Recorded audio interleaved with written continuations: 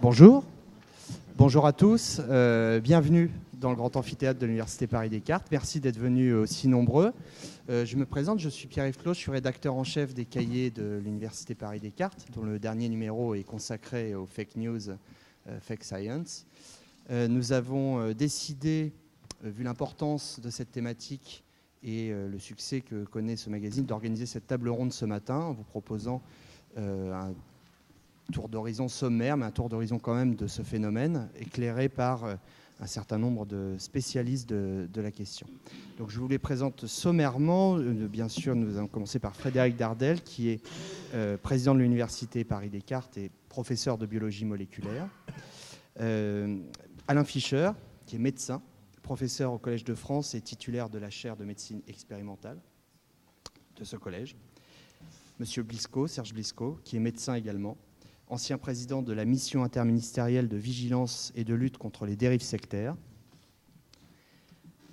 Gérald Bronner, qui est sociologue et professeur de sociologie à l'Université Paris Diderot. Et enfin, Grégoire Borst, qui est professeur de psychologie du développement et de neurosciences cognitives de l'éducation à l'Université Paris-Descartes et directeur de laboratoire de psychologie du développement et de l'éducation de l'enfant. Monsieur Dardel, je vais commencer par vous poser une question. Je sais que cette thématique vous tenait particulièrement à cœur et je voudrais savoir pourquoi c'était pour vous extrêmement important de consacrer un numéro des cahiers à cette thématique des fake news, fake science et du coup pourquoi organiser cette table ronde ce matin. Merci Pierre-Yves. Alors, je voulais remercier toute l'équipe qui a participé à la fois à la rédaction, à la mise en place de ce numéro des cahiers, qui est c'est un peu un magazine qui est destiné à présenter sur un thème l'activité de l'université. Et d'habitude, les thèmes qu'on choisit sont plutôt des thèmes scientifiques. On en a fait un sur le sida, un sur le sommeil, un sur l'autisme. Donc, vous voyez des thématiques transversales, à la fois en s'intéressant à la formation et à la recherche. Et puis, pourquoi est-ce qu'on a choisi ce numéro-là ? Parce qu'on constate, à notre regret d'ailleurs, que notre métier de scientifique devient d'une certaine façon plus difficile et la communication qu'on a avec la société devient plus compliquée ces derniers temps en raison d'une combinaison de facteurs qui fait que le message que nous disons, la connaissance que nous fabriquons et que nous essayons d'enseigner est plus difficile à faire admettre sur un certain nombre de sujets, des sujets qui vont à l'encontre d'opinions qui sont des opinions qui sont fondées sur la croyance ou la conviction personnelle d'un certain nombre de gens, quelquefois pour des raisons personnelles, quelquefois pour des raisons d'intérêt, et donc quelquefois pour des raisons de foi, qui font que ces choses-là sont difficiles. Alors je dirais qu'il y a 3 raisons pour lesquelles on a voulu faire ça, en tout cas pourquoi moi en tant que président d'université j'ai souhaité faire ça. La première, c'est une raison scientifique. Je suis un scientifique de formation, comme les collègues qui sont autour de moi, et un certain nombre de personnes dans cet amphithéâtre, et ça nous tient vraiment à cœur que la démarche scientifique, qui est quelque chose qui n'est pas toujours compris du grand public, puisse être expliqué et puisse être respecté. Parce que c'est un travail difficile, c'est un travail sérieux, c'est un travail rationnel et c'est un travail de précision. Et ce travail de précision, nous avons parfois du mal à l'expliquer. Et quand il est mal compris, effectivement, on aboutit à des dérives sur la compréhension de ce qu'on fait. Et les messages que nous devons faire passer sont quelquefois remis en cause parce qu'on nous dit qu'on est financé ou à la solde de tel ou tel groupe d'intérêts politique, commercial ou industriel. Ce qui nous choque énormément parce que ce n'est pas du tout le sens de la démarche scientifique. Et je peux vous dire que je pense qu'aucune des personnes qui sont aujourd'hui assises à cette tribune n'est dans cette situation de faire cette démarche parce qu'ils pensent que ça va servir des intérêts particuliers. Donc pour nous, expliquer les phénomènes et donner des éléments concrets aux décideurs politiques pour prendre des décisions, c'est quelque chose qui est extrêmement important. Et ça nous choque quand ces décisions-là sont prises sur autre chose que des éléments rationnels et factuels. La deuxième raison pour laquelle pour nous c'est important, c'est parce que nous sommes des enseignants. Et donc, en tant qu'enseignants, nous devons former la nouvelle génération. Et dans cette formation, bien sûr, il faut donner à cette génération, dans les différentes disciplines qu'on enseigne, eh bien, les éléments de connaissance qui correspondent à ce qu'on doit savoir dans cette discipline. Mais ce n'est pas suffisant. Il faut aussi former nos étudiants à l'esprit critique, à la réflexion, à une forme de raisonnement. Et je vous donne un exemple. Depuis quelques années, en tant qu'enseignant, dans la licence de sciences de cette université, je participe à un enseignement qui s'appelle Introduction à la démarche expérimentale, dans lequel je n'enseigne que des choses qui n'ont pas réussi, que des expériences qui ont raté, pour expliquer ce que peut-être tout à l'heure Grégoire Borst à ma droite expliquera mieux, ce que sont les biais cognitifs. Les scientifiques ne sont pas des personnes parfaites. On a nous aussi nos défauts, on a nous aussi nos travers dans la façon dont on raisonne. Et donc expliquer aux étudiants comment se construit le savoir, pourquoi cette méthode est importante est quelque chose qui est essentiel. Et donc, il y a à la fois cette démarche de scientifique et cette démarche d'enseignant pour former la nouvelle génération. Puis je dirais qu'il y a une démarche citoyenne. Au-delà de ça, des politiques publiques aujourd'hui sont mises en œuvre sur la base d'arguments ou de données. Et pour nous, c'est extrêmement important que ces politiques publiques soient mises en place sur des choses qui soient factuellement correctes, factuellement avérées, et pas sur la compréhension que peuvent en avoir les uns ou les autres. Donc faire passer ce message important qu'il est essentiel qu'une décision politique qui va affecter l'ensemble de nos concitoyens, au-delà de leur personne individuelle, mais globalement la société, puisse être prise sur des bases qui soient des bases concrètes, rationnelles et factuelles. C'est pour ça qu'on a fait ça. Merci beaucoup. Vous parliez justement de la défiance qui s'installe envers la science et les scientifiques. Concernant les fake news, l'une des thématiques les plus importantes et qui concerne le plus les aspects scientifiques, ça s'attaque à la santé notamment. Les fake news en santé représentent plus de la moitié des fake news diffusées sur Internet. On voit dans un sondage, la fameuse étude qui a été éditée en décembre 2017 pour Conspiracy Watch, près de 79% des Français croient à au moins une théorie du complot. Et parmi ces théories du complot, celles qui concernent les vaccins arrivent très très loin devant, puisque 55% environ des personnes interrogées sont plutôt d'accord ou tout à fait d'accord avec l'idée que les vaccins, en tout cas l'obligation vaccinale, serait due à des liens d'intérêt extrêmement forts entre les personnes qui ont décidé de la mettre en place et les laboratoires pharmaceutiques. Alors je me tourne vers Monsieur Fischer. Pouvez-vous commenter ce fait, ce problème, et peut-être l'éclairer, expliquer pourquoi, à votre avis, on arrive à de telles proportions de défiance envers la science? Je vais essayer. Tout d'abord, je voudrais remercier Frédéric Dardel et vous sur l'excellente initiative que vous avez prise aujourd'hui et qui, j'espère, aura une suite vu l'importance du sujet.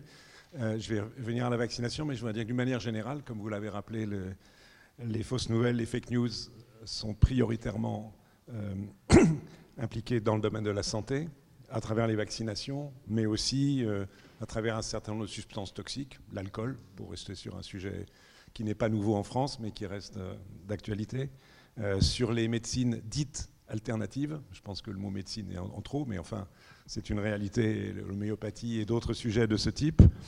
Sur les mesures diététiques, sur la nutrition, il y a un très très grand nombre de circulations de fausses nouvelles, et aussi sur un sujet qui touche la santé publique et qui est aussi un sujet d'actualité qui s'appelle la sécurité routière. Il y a au moins ces 5 domaines. Donc je vais bien sûr revenir sur la vaccination bien volontiers. C'est juste pour situer l'ampleur du problème, parce que c'est globalement, potentiellement, excusez-moi, à travers ces fausses nouvelles, la remise en cause possible de toute une politique de santé publique d'un pays, ou d'ailleurs pas que d'un pays, et ces problématiques existent naturellement hors de France. Sur la vaccination, vous avez fait allusion à cette enquête avec ces chiffres qui sont un peu pessimistes par rapport quand même à d'autres enquêtes qui montrent en tous les cas qu'il y a 2-3 ans, environ un quart des Français, c'est déjà énorme, étaient d'une façon ou d'une autre sensibles à de fausses informations sur la vaccination, c'est-à-dire sur le fait que certains vaccins, ou pourquoi pas tous les vaccins, provoquaient par eux-mêmes des maladies qui étaient bien plus graves que l'effet bénéfique apporté par les vaccins, qui peut-être éventuellement même certains alléguant que des vaccins créent les maladies au lieu de protéger contre ces maladies. C'est une vieille histoire, ça fait 200 ans que cela est dit, mais cela continue, et y compris propagé par des personnes qui sont des scientifiques renommés. Il y a les attaques aussi sur le fait que les vaccins ne permettraient pas aux nouveau-nés, aux nourrissons de développer une immunité normale. Enfin, j'en passe, je ne vais pas détailler tout cela. Mais ce sont les attaques effectivement très souvent liées en plus avec une tentative de décrédibilisation systématique des experts sur la notion de conflit d'intérêts, dont il ne faut pas nier par ailleurs le fait que cela puisse exister, il ne faut pas être naïf, mais qui ne peut emporter l'ensemble des experts mondiaux d'un domaine donné, sauf à croire à des théories du complot à l'échelle la plus élevée possible au niveau mondial, que tout l'OMS, par exemple, toute l'Organisation mondiale de la santé serait vendue, ainsi de suite, ainsi de suite. Bon, là, c'est la fake news au carré, si je puis dire, à ce stade-là. Et alors, les éléments de réflexion, aidés heureusement par des scientifiques tels que ceux qui sont là-bas à droite, c'est-à-dire des spécialistes sciences humaines et sociales, que je ne suis absolument pas, mais clairement leur rapport, et il y a un certain nombre de chercheurs qui travaillent dans le domaine de la vaccination en France sur ce domaine, et il y en a d'autres à l'étranger assez remarquables, dont notamment une Britannique qui s'appelle Heidi Larson à Londres, qui a fait un très très bon boulot.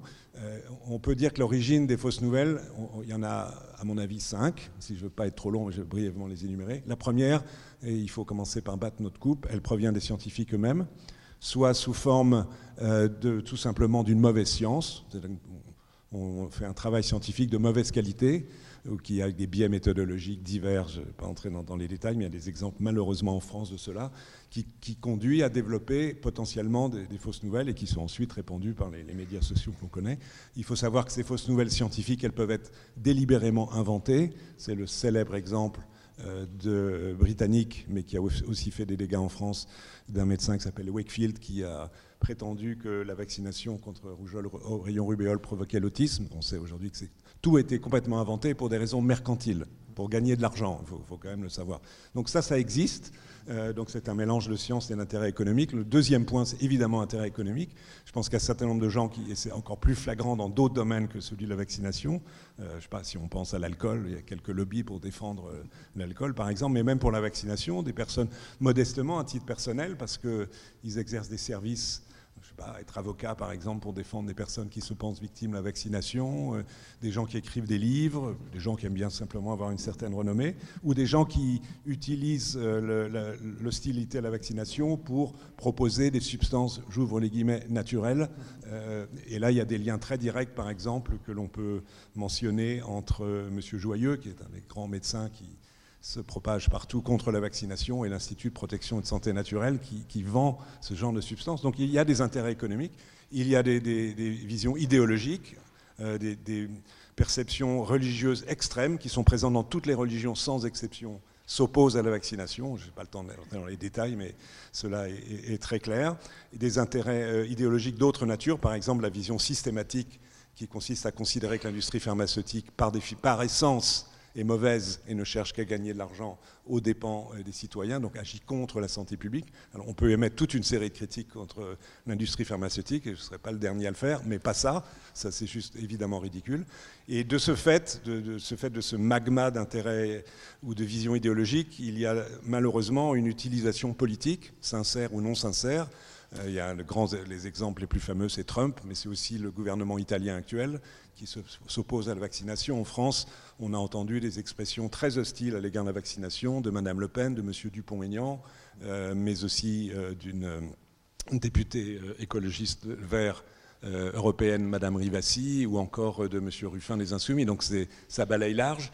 Donc malheureusement, les politiques pensent que de temps en temps, c'est un bon sujet pour développer des arguments populistes. Et puis il y a une dernière rubrique, après je m'arrêterai pour ne pas être trop long, mais qui est importante et plus délicate, c'est le fait qu'il y a des personnes qui sont malades, et qui sont victimes de telle ou telle maladie, par exemple de sclérose en plaques, et qui pensent avoir été victimes de la vaccination. Et qui, de ce fait, participent objectivement d'un courant de diffusion de fausses informations, simplement en se trompant de cible.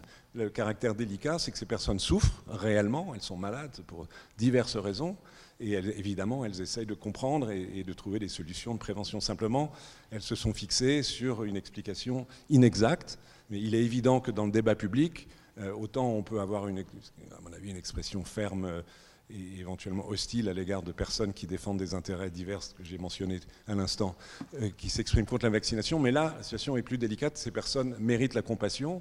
Il est évident qu'il faut les entendre, qu'il faut discuter avec eux, mais ce n'est pas une raison, évidemment, pour accepter leurs arguments. Mais je pense que dans la diffusion des fausses nouvelles, ces personnes qui souffrent réellement, mais encore une fois, qui se trompent de cible, participent par la sympathie qu'elles appellent à la diffusion de ces fausses informations. Merci beaucoup. Vous faisiez allusion à toutes ces médecines entre guillemets naturelles qui sont la porte ouverte bien souvent à tout un tas de pseudosciences et à notamment des mouvances et des charlatans qui n'hésitent pas à s'en emparer pour soi-disant guérir ou proposer des guérisons autres autres que la médecine traditionnelle. Monsieur Blisco, vous nous faites l'amitié d'être là aujourd'hui. Est-ce que vous pourriez présenter votre mission ? Vous êtes ancien président de la mission interministérielle contre la dérive sectaire. Oui, pardon. Je ne sais pas, c'est peut-être le micro qui... Oui. Donc, Monsieur Blisco, est-ce que vous pouvez nous présenter la mission dont vous êtes l'ancien président depuis très peu de temps ? Oui. Et nous parler justement de ce phénomène des médecines naturelles, des pseudo-guérisseurs, gourous, qui sont des choses qui sont de plus en plus fréquentes dans la société, que vous, malheureusement, au sein de votre mission, vous rencontrez de plus en plus souvent. Oui, merci. Vous m'entendez bien ? Oui, c'est le micro. Alors, c'est le vôtre. C'est le micro. C'est le vôtre.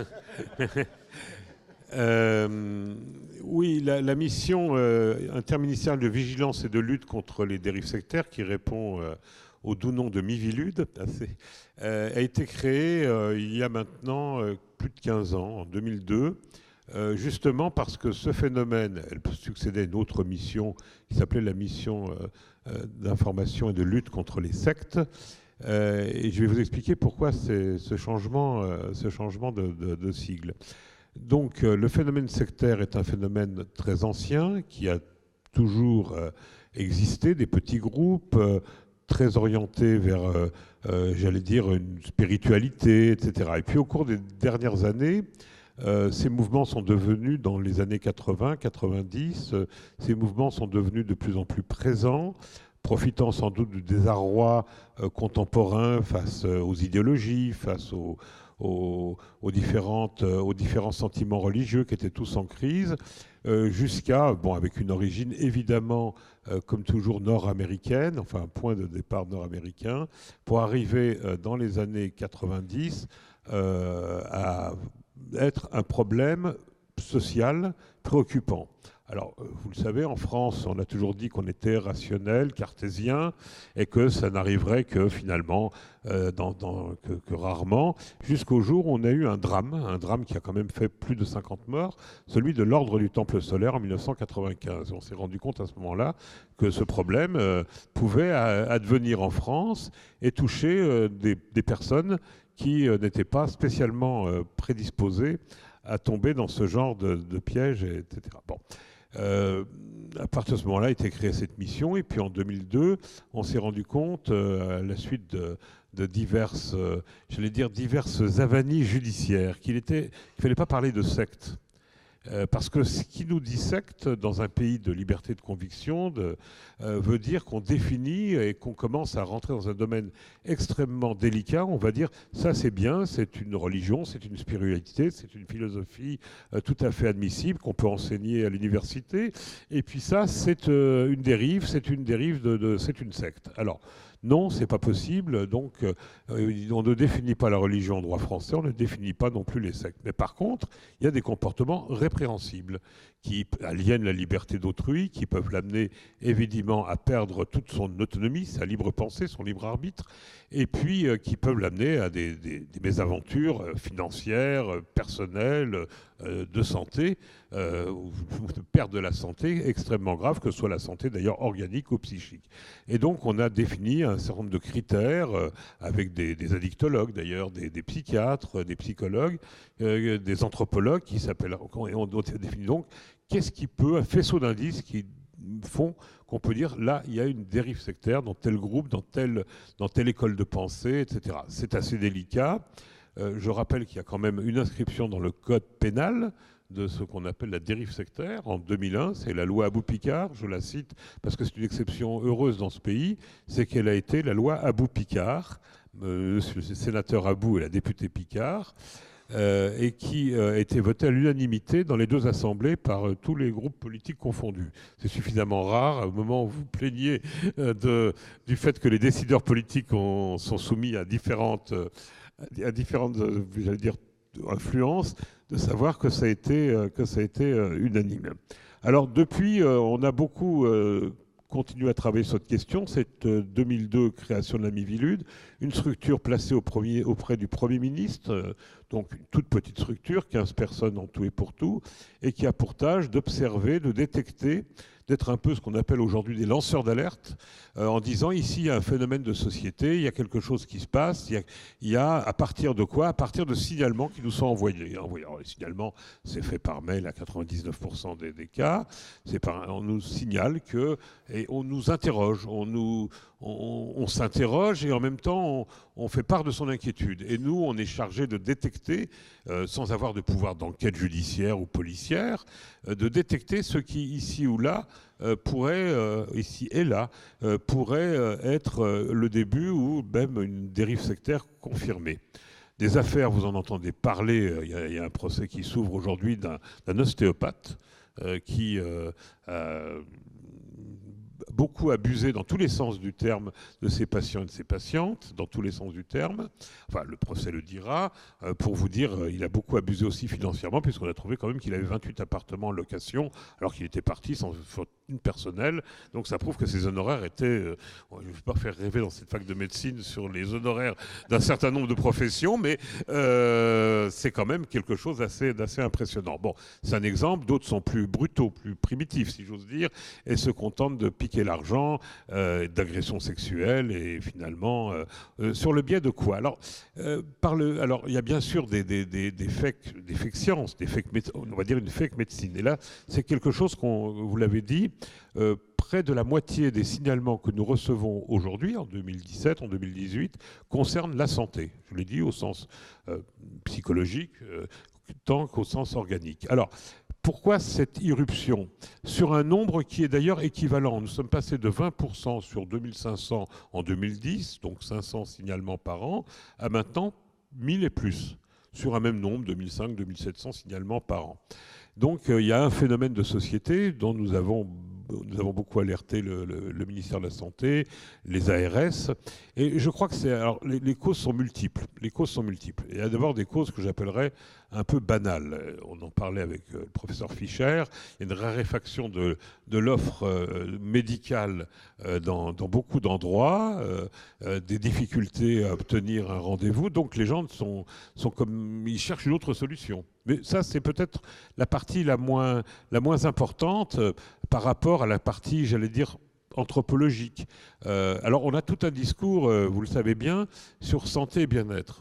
Il y a une définition de l'OMS qu'on pourrait remettre en cause, où on explique que la santé, c'est le bien-être. Alors, c'est très complexe de lutter contre cela, mais et ça explique aussi l'irruption d'un certain nombre de fausses pistes et de fausses médecines. Elle n'est pas destinée à guérir, et ça c'est peut-être à soigner une maladie importante. Elle était destinée, il y a quelques années, à faire que vous sentiez mieux dans votre vie, dans votre corps, etc. Mais on a glissé. Et aujourd'hui, ce qui a toujours existé, bien entendu, nous arrivons à une contestation de tout ce qui est médecine dite conventionnelle, je n'ose pas dire académique. Et à partir de là, de cette contestation de la médecine conventionnelle, nous on arrive donc à proposer une autre médecine, aidée effectivement par la diffusion, j'allais dire, de savoir de toute nature et de toute qualité sur des médecines différentes, en général en Orient, un petit peu dans les Andes, et qui pourraient tout guérir. Alors, ce qui est très important, c'est de comprendre que ça correspond aussi, cette offre, à une demande importante.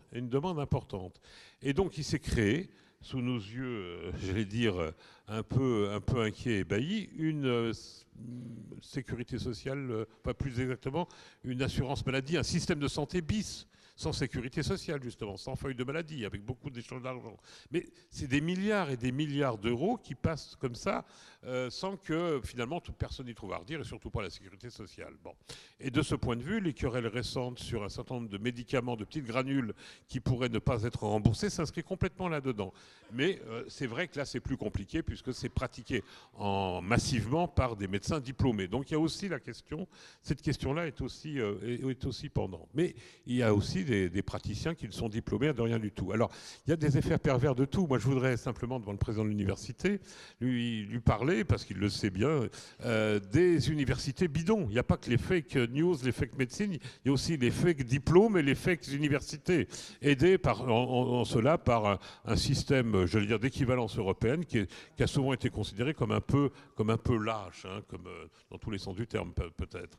Et donc on a des facultés de médecine naturelle je vais dire un mot, du Kazakhstan ou du Kyrgyzstan, et des gens arrivent en disant je suis docteur en médecine naturelle de l'université Intel. Bon, c'est aller vérifier que ce département de médecine naturelle est bien sérieux, c'est quand même compliqué. Donc un certain nombre de facteurs favorisants, et puis au milieu de tout ça, tout de même un appât du gain, un certain nombre de praticiens qui jouent avec habileté sur ce que j'appellerais les à-côtés peu reluisants de la médecine classique. C'est-à-dire la froide technicité qui s'oppose en général à un abord long et circonstancié du patient. Et là, c'est vraiment, je crois qu'il faut, en tant que médecin, je me fais cette critique.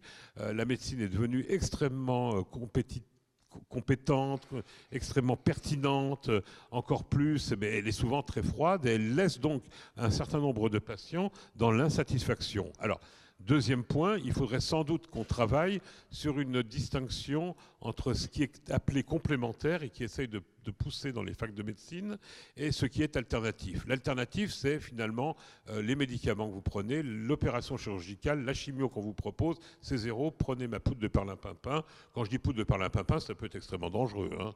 Quand c'est inoffensif, ça va encore. Mais ce qui n'est pas inoffensif, c'est qu'on fait un retard au diagnostic, ça entraîne un retard et un retard au traitement. Nous, on est quand même saisis, je suis heureusement dans un domaine par rapport à la sécurité routière où il y a quand même beaucoup moins de morts. Mais les morts que nous avons sont des morts tragiques.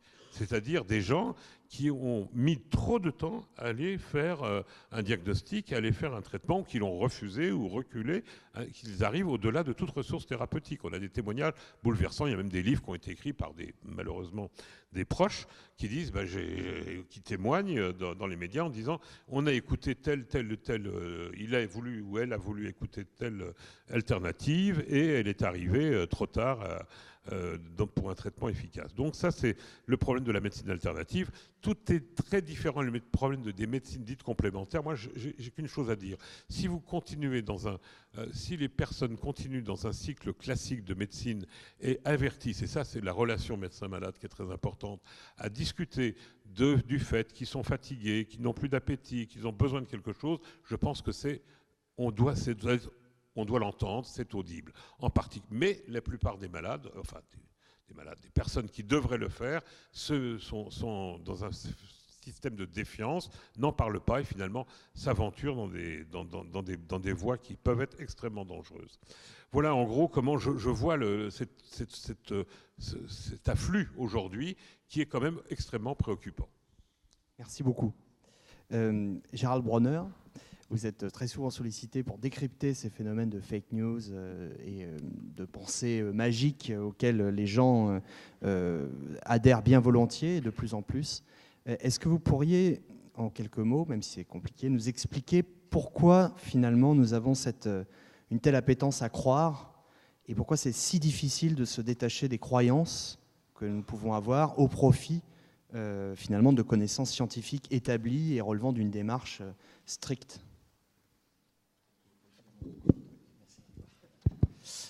Oui, donc merci pour cette invitation, etc. Mais je ne vais pas prendre plus de mon temps de parole parce que pour dire tout ce que vous voulez que je dise en si peu de temps, et je vais éviter d'être trop poli.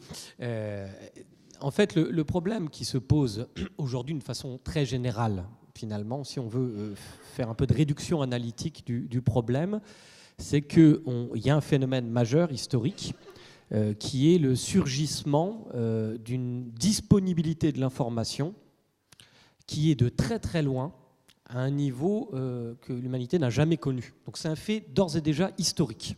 On a de la chance. Moi, je croyais qu'après la chute du mur de Berlin, l'histoire s'arrêtait. C'était Francis Fukuyama qui disait cela, je ne sais pas si vous vous rappelez. Et alors moi, j'ai grandi dans cette histoire que j'avais raté les grands événements d'histoire. Mais non, en fait, on est en plein dedans. En tout cas, voilà un nouvel événement très, très passionnant, inquiétant et passionnant. C'est cette formidable, je dis bien formidable parce que c'est positif, disponibilité de l'information. La conséquence de cette disponibilité de l'information, une des conséquences, c'est la mise en concurrence de processus intellectuels qui prétendent dire le vrai, mais en n'utilisant pas les mêmes méthodes. C'est-à-dire, je dirais, des processus intellectuels qui sont en quelque sorte incommensurables du point de vue méthodique. Ce n'est pas la première fois de l'histoire que ça arrive, cette mise en concurrence. Mais alors on va parler globalement de la mise en concurrence entre les procédés démonstratifs qu'on peut trouver banalement dans la science, même s'il y a toujours des contre-exemples, que j'appellerais la pensée méthodique. Et la pensée méthodique, pour le dire en quelques mots, c'est simplement c'est un travail collectif qui propose de classer des énoncés par ordre de probabilité en essayant de mettre à jour des modèles intellectuels qui absorbent le plus d'anomalies possible en utilisant le moins de concepts possible. On appelle la parcimonie conceptuelle. Voilà, vous avez une définition un peu approximative de la pensée méthodique.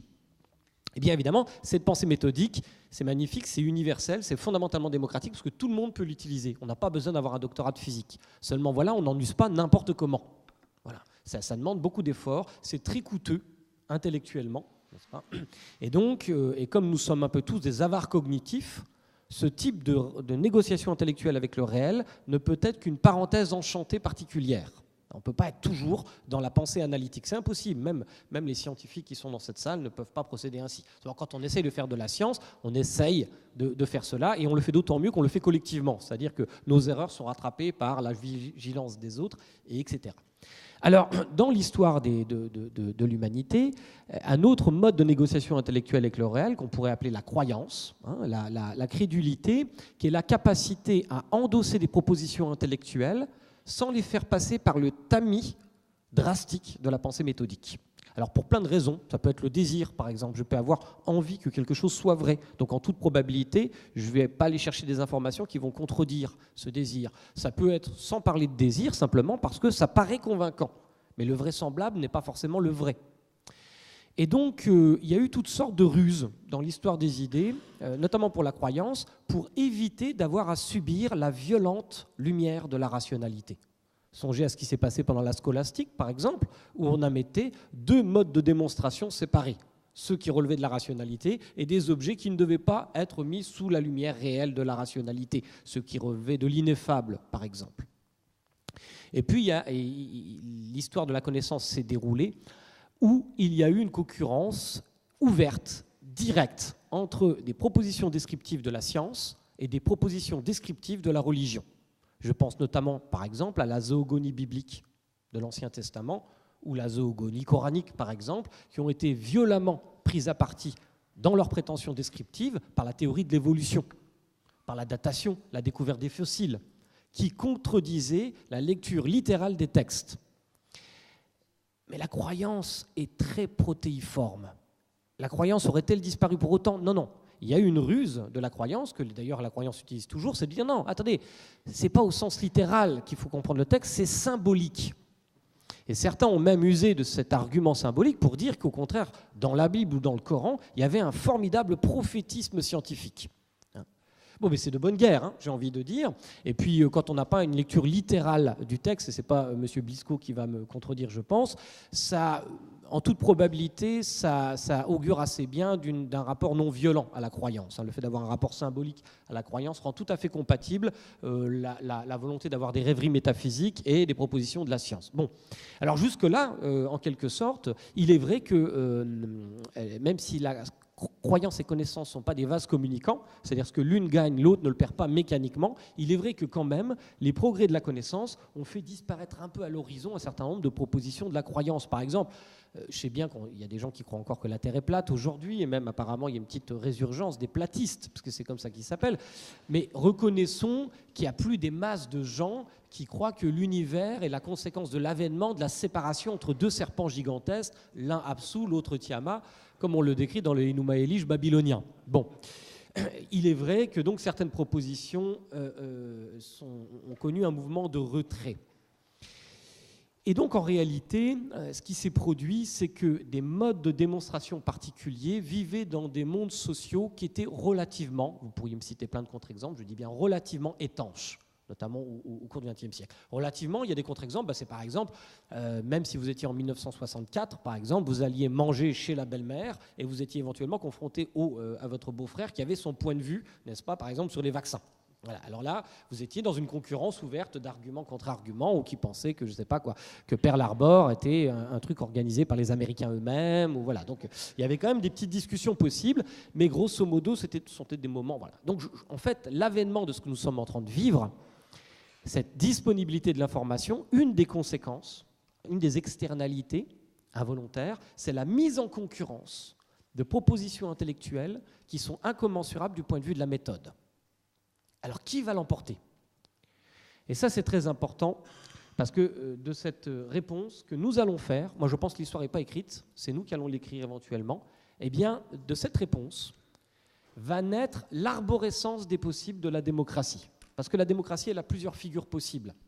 Ça peut être une démocratie de la connaissance, comme on l'espérait dans le rapport de 2002 de l'UNESCO, vers les démocraties de la connaissance, vers les sociétés de la connaissance. Ça peut être aussi, tel le titre d'un de mes livres, la démocratie des crédules, qui est une dystopie. Nous n'en sommes encore pas là, mais il semblerait que la démocratie des crédules ait quand même pris le pouvoir dans certains pays, n'est-ce pas, outre-Atlantique, au Brésil, en Italie, etc. On a comme par hasard des représentants politiques, et je n'ai pas à donner mon point de vue politique ici, en tout cas qui manifestement contredisent un certain nombre de consensus scientifiques sur le réchauffement climatique, sur le vaccin, etc.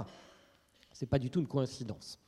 Donc la question fondamentale, et j'arrive à ma petite conclusion, et c'est la question que m'a posée il n'y a pas très longtemps, parce que j'ai fait une conférence à l'Académie des sciences morales et politiques, et Denis Kessler, je ne sais pas si vous voyez qui est Denis Kessler, et un brillant esprit, m'a dit, mais dans le fond, d'accord, tout ça, tous ces produits sont mis en concurrence, mais en bon libéral, me dit-il, je considère que peut-être le marché va avoir sa vertu habituelle et du coup ça va faire apparaître, émerger à court terme c'est le bordel disons, mais à moyen et long terme vont apparaître les produits, vont disons gagner, l'emporter les produits les plus résistants, les meilleurs quoi. Et de ce fait il rejoignait un peu le point de vue d'un de mes maîtres intellectuels qui était Raymond Boudon. Et c'est un des points avec lesquels j'avais un grand désaccord avec Raymond Boudon en l'occurrence.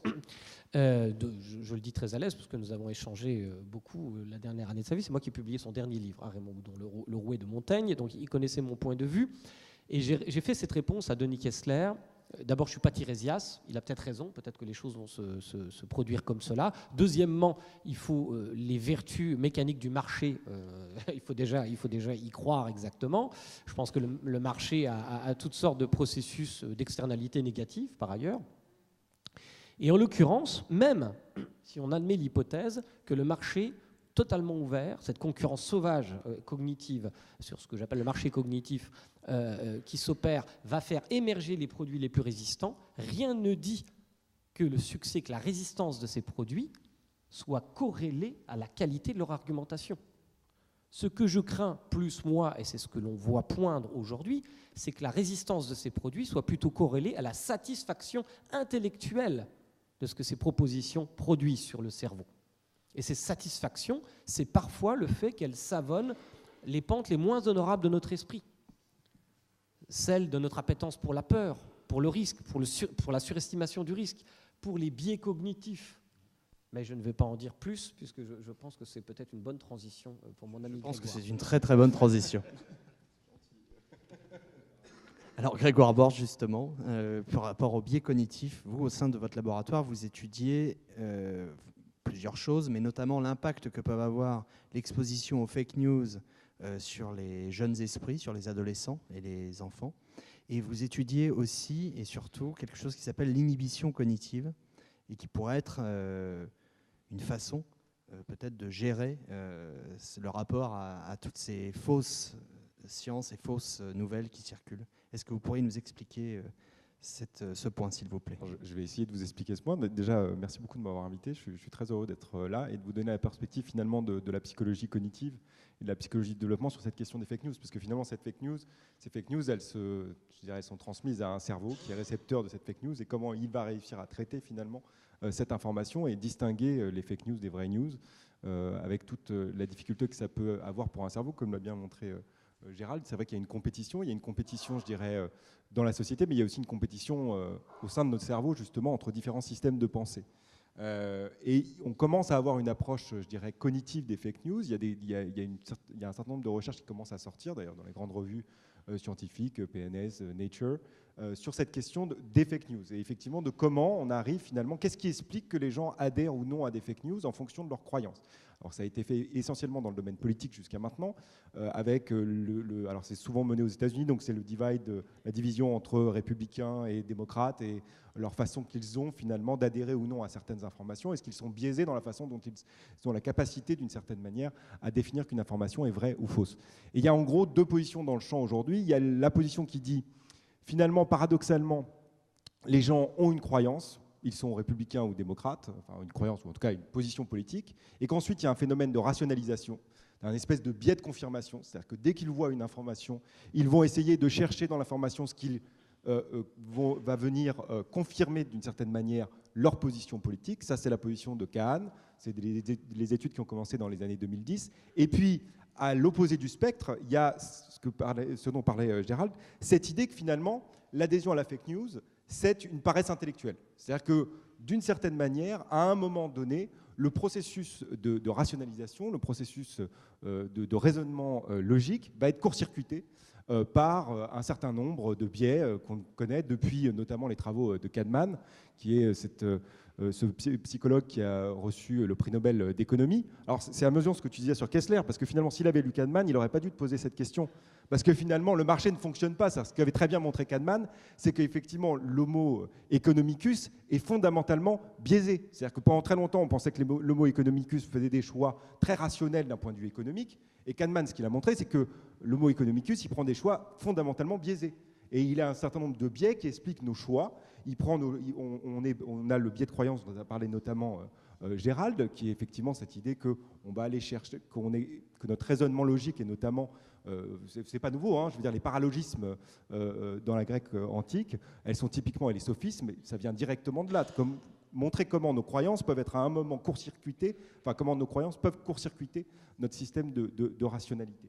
Et puis, il y a d'autres croyances. Par exemple, dans le domaine de la médecine, l'effet du cadre qu'avait montré Kahneman est très intéressant. C'est-à-dire que si vous prenez et vous présentez un remède ou un médicament et vous disent qu'il y a 95% de chances que ça vous soigne, versus il y a 5% de chances pour que vous ayez des effets secondaires très indésirables, l'adhésion des gens va être complètement différente. Alors qu'en termes de probabilité, c'est strictement la même. D'accord ? On arrive exactement à la même chose, mais la seule façon dont on présente le problème, dont l'information est transmise, va changer, je dirais, le choix rationnel des individus. Et puis, évidemment, il y a cette idée dont on parlait déjà, le biais de confirmation, c'est-à-dire cette rationalisation a posteriori, c'est-à-dire qu'en gros, j'ai ma croyance qui est bien ancrée, c'est ce que tu montres un peu, et qu'ensuite les gens vont créer un espèce de millefeuille argumentatif pour essayer d'aller dans le sens de leur propre croyance, pour renforcer d'une certaine manière leur position et leur croyance. Donc, on a besoin finalement d'un système d'arbitrage dans le cerveau humain qui permet d'une certaine manière de contrôler l'ensemble de ces biais. Et on montre ça depuis très longtemps qu'effectivement, il y a dans la partie préfrontale de notre cerveau, il y a un système qui permet d'arbitrer au cas par cas, d'une certaine manière, quand on peut utiliser un automatisme, parce qu'il y a certaines heuristiques, comme les appelait Kahneman, des automatismes qui marchent très bien dans plein de contextes, donc ça serait bête de s'en priver, mais dans plein de contextes, il faut apprendre à résister à ces automatismes. Donc il y a une vraie pédagogie à faire autour de la résistance à nos automatismes de pensée, et ce qui m'amène finalement à cette idée importante qui est que, pour l'instant, on parle beaucoup de la fake news chez l'adulte, mais il y a un vrai enjeu pour nous, c'est la fake news chez les adolescents. C'est-à-dire que le moment où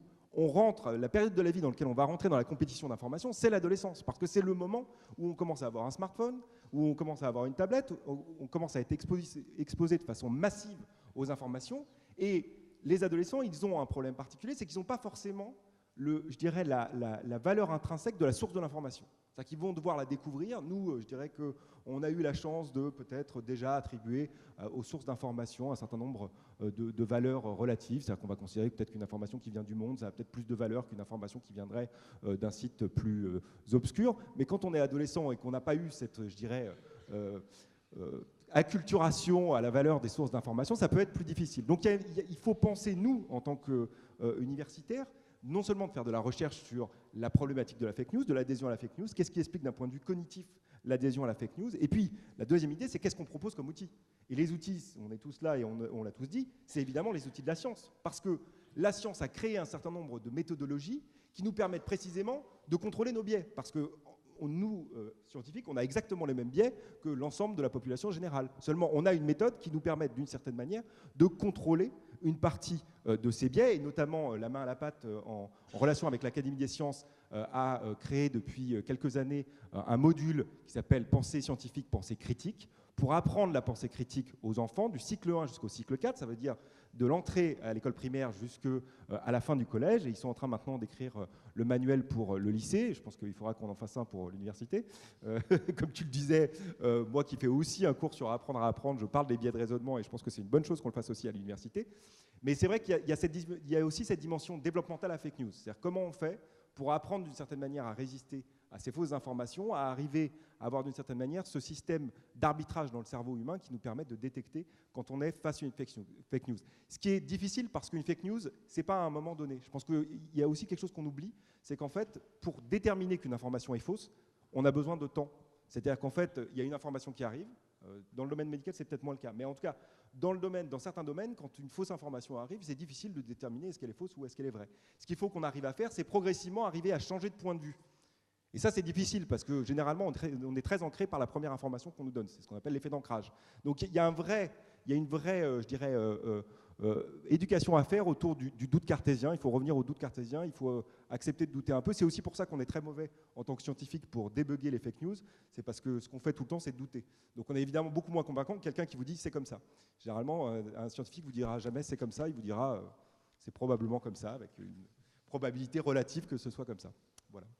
Merci. Et effectivement, les dernières enquêtes montrent bien que les adolescents sont l'une des populations les plus sensibles aux fake news, aux théories du complot en général, et sont ceux qui croient le plus à au moins 6 à 7 théories du complot mélangées, quoi, qui va de la Terre plate jusqu'à l'assassinat de Kennedy par la CIA, en passant par le 11 septembre et le sida créé en laboratoire. On voit que le panel est assez large, et l'homme n'est jamais allé sur la Lune, évidemment. Alors j'ai une dernière question avant de passer à celle du public, qui est la question en fait titre de cette conférence, qui s'adresse un peu à tous, mais je vais commencer par vous, Frédéric Dardel. L'université peut-elle être un rempart vraiment efficace contre ces fake news et ces fake science ? Alors je pense en tout cas, si elle n'essaye pas de l'être, c'est qu'elle rate sa mission. Ça ne veut pas dire que, mais comme l'a dit Gérald Bronner, c'est pas gagné. Enfin, je veux dire, il faut être. Donc, ce genre de volonté qu'on a eue au travers de vouloir mettre en avant ce que l'université peut comprendre et essayer de faire sur ce sujet-là était un peu l'ambition du numéro des cahiers des cartes qu'on a fait là, qu'on développe au travers de cet échange qu'on a ce matin.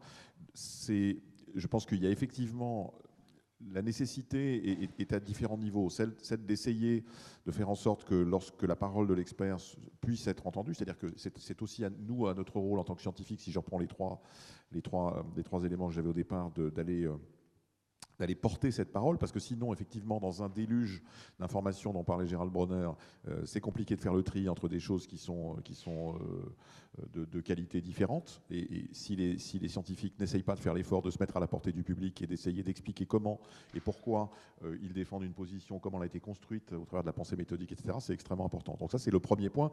Les universitaires sont des scientifiques dans tous les domaines des sciences, depuis les sciences exactes jusqu'aux sciences humaines et sociales. Et dans tous ces domaines-là, je pense qu'on a une mission à remplir sur expliquer, aller dans les médias, parler, communiquer sur les réseaux sociaux, parce que c'est un des endroits où ça circule le plus. Alors avec la difficulté que les réseaux sociaux sont des systèmes qui ont tendance à faire des cercles étanches les uns aux autres, avec les biais de confirmation. Donc mais si on n'y va pas, c'est sûr que de toute façon on ne sera pas entendu. Donc ça, je pense que c'est un vrai effort. C'est pour ça que l'effort de communication qu'on fait au travers des actions qu'on mène aujourd'hui, c'est des choses qu'il faudra qu'on essaye de continuer, avec une volonté de diffuser ça vers le public. Après, il y a aussi tout le travail de formation qui est extrêmement important. Et donc, je pense que, comme je le disais tout à l'heure, c'est important d'armer nos étudiants, quelle que soit leur discipline, avec cet appareil intellectuel de réflexion critique sur pourquoi est-ce que... Je fais cours en licence, en deuxième année de licence en ce moment, et je leur explique à un moment donné dans le cours que la connaissance n'est pas plate. C'est-à-dire que ce que j'appelle la connaissance plate, c'est vous ouvrez un manuel de n'importe quelle discipline de premier cycle et vous avez l'état de la connaissance aujourd'hui dans la discipline. Mais la démarche qui consiste à dire voilà comment s'est construite cette connaissance, voilà comment elle a été remise en question, ce qui s'est passé est extrêmement important parce que ça décrit non seulement la connaissance, mais aussi le processus critique qui a permis d'y arriver et donc la validité et la justification. Ça, c'est extrêmement important aussi dans la démarche. Donc je pense que dans toutes les disciplines, il faut essayer de promouvoir cette démarche réflexive sur comment c'est fabriqué ce qu'on vous enseigne aujourd'hui. Parce que c'est aussi important que le contenu. Et c'est quelque chose qui est tout à fait essentiel. Parce que ça veut dire que, et je pense que c'est tout à fait vrai, parce qu'on voit aujourd'hui une forme. Alors, en anglais, il y a 2 mots différents pour décrire ça. Donc, on parle en français, donc on connaît le mot illettrisme, qui veut dire qu'on ne sait pas lire, on ne sait pas écrire. Les Anglais ont un mot équivalent qui est innumeracy, c'est-à-dire pour illiteracy, donc qui est le fait que on ne sait pas raisonner aussi. Ça, c'est quelque chose que je vois dans beaucoup de domaines.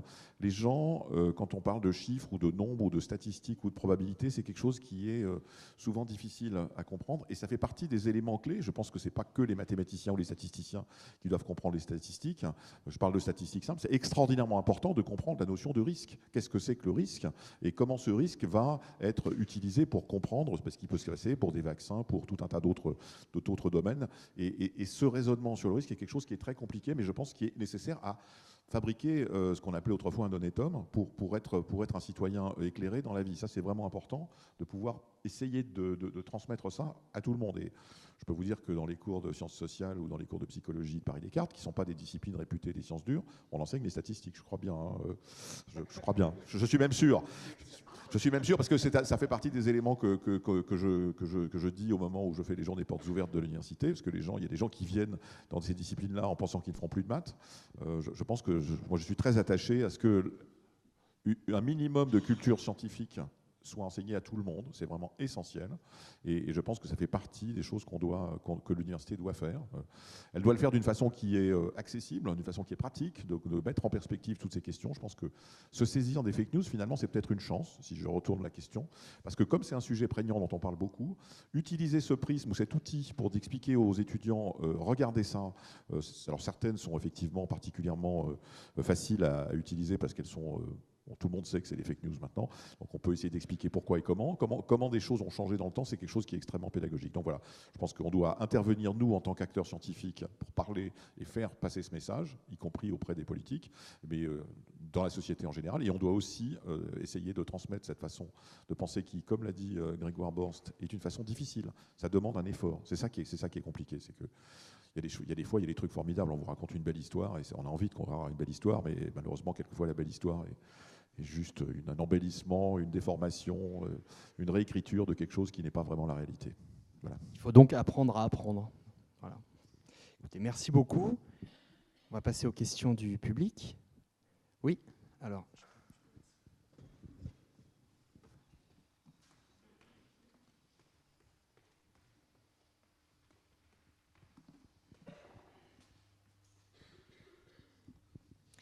Bonjour, Sophie Coine du quotidien du médecin. Alors d'abord, je voulais vous remercier pour la haute tenue des conférenciers et de ce que vous avez raconté, c'était vraiment passionnant. Monsieur Dardel, je suis parfaitement d'accord avec vous quand vous dites qu'il faut que les scientifiques parlent. Moi, je suis journaliste scientifique et mon boulot, c'est d'aller chercher l'information auprès de ces scientifiques-là. Et je me rends compte de plus en plus, ça fait 20 ans que je l'exerce, que cette parole est verrouillée par les services de communication des instituts, des CHU, etc. On a eu cette semaine 2 fois l'exemple sur des sujets d'actualité qu'on a besoin de vérifier. On n'est pas un journal particulièrement polémique. On cherche au contraire d'aller chercher de l'information rigoureuse, médicale, scientifique. Et on a vraiment du mal à trouver les interlocuteurs et à les faire parler. Je voulais savoir ce que vous en pensiez. Je ne sais pas si je ne peux pas parler pour les services de communication des CHU. Moi, je n'ai jamais empêché qui que ce soit de parler. Ce que je peux vous dire, avant d'exercer des fonctions de président d'université, j'ai exercé des fonctions de direction au CNRS. J'étais directeur des sciences de la vie, donc pour l'ensemble du CNRS. Je peux vous dire qu'on voyait tous les jours dans la revue de presse organisée par le CNRS des prises de parole avec tel collègue chercheur au CNRS. Et il y en avait tous les matins, il y en avait à peu près 50 pages, juste chaque jour, de prises de parole. Donc effectivement, c'est compliqué. Je pense que c'est peut-être plus compliqué dans des champs où il y a c'est moins compliqué d'aller parler de physique des particules ou d'astronomie parce qu'il n'y a pas d'enjeu de société direct. Vous voyez ce que je veux dire? Si vous annoncez une nouvelle qui a un impact potentiel sur le comportement des patients, etc., je comprends qu'il puisse y avoir des règles de prudence. Je ne suis pas médecin, donc je ne suis pas le mieux armé pour vous répondre. Mais voilà. Donc en tout cas, à Paris Descartes, je ne crois pas qu'on ait vraiment censuré qui que ce soit sur ce sujet-là. Quelquefois même, je me dis, tiens, je ne savais pas qu'il y avait quelqu'un qui faisait ça chez nous. Je pense qu'il me semble qu'il faut distinguer un certain nombre de situations. Et quand une nouvelle peut mettre en cause potentiellement une institution, évidemment l'institution aura tendance à être prudente dans sa communication et à freiner les éléments de cette institution à s'exprimer.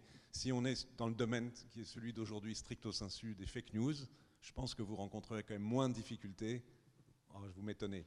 Enfin, je pense qu'il y a un certain nombre, je peux parler un tout petit peu des CHU, je pense que je peux, si vous le souhaitez, même vous donner quelques noms.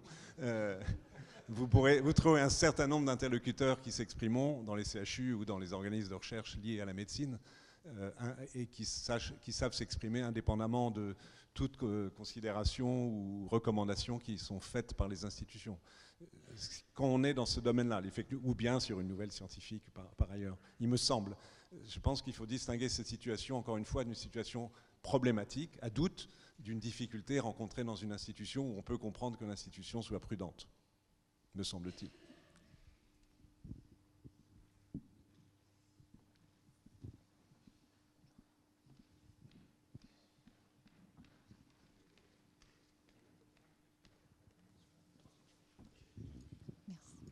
Bonjour, Bénédicte Transon de Puy-Raymond. Je suis chef du service santé de Femmes Actuelles, qui est un magazine féminin assez populaire, mais qui notamment concentre beaucoup de lectrices.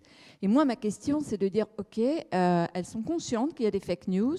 Alors, elles lisent Femmes Actuelles, n'ont pas de problème, mais comment, généralement, où aller pour avoir des informations cohérentes par exemple sur la vaccination ou sur toutes les questions que se pose la lectrice. Quel site, quelles infos, où trouver l'information qui va leur permettre de faire un choix éclairé.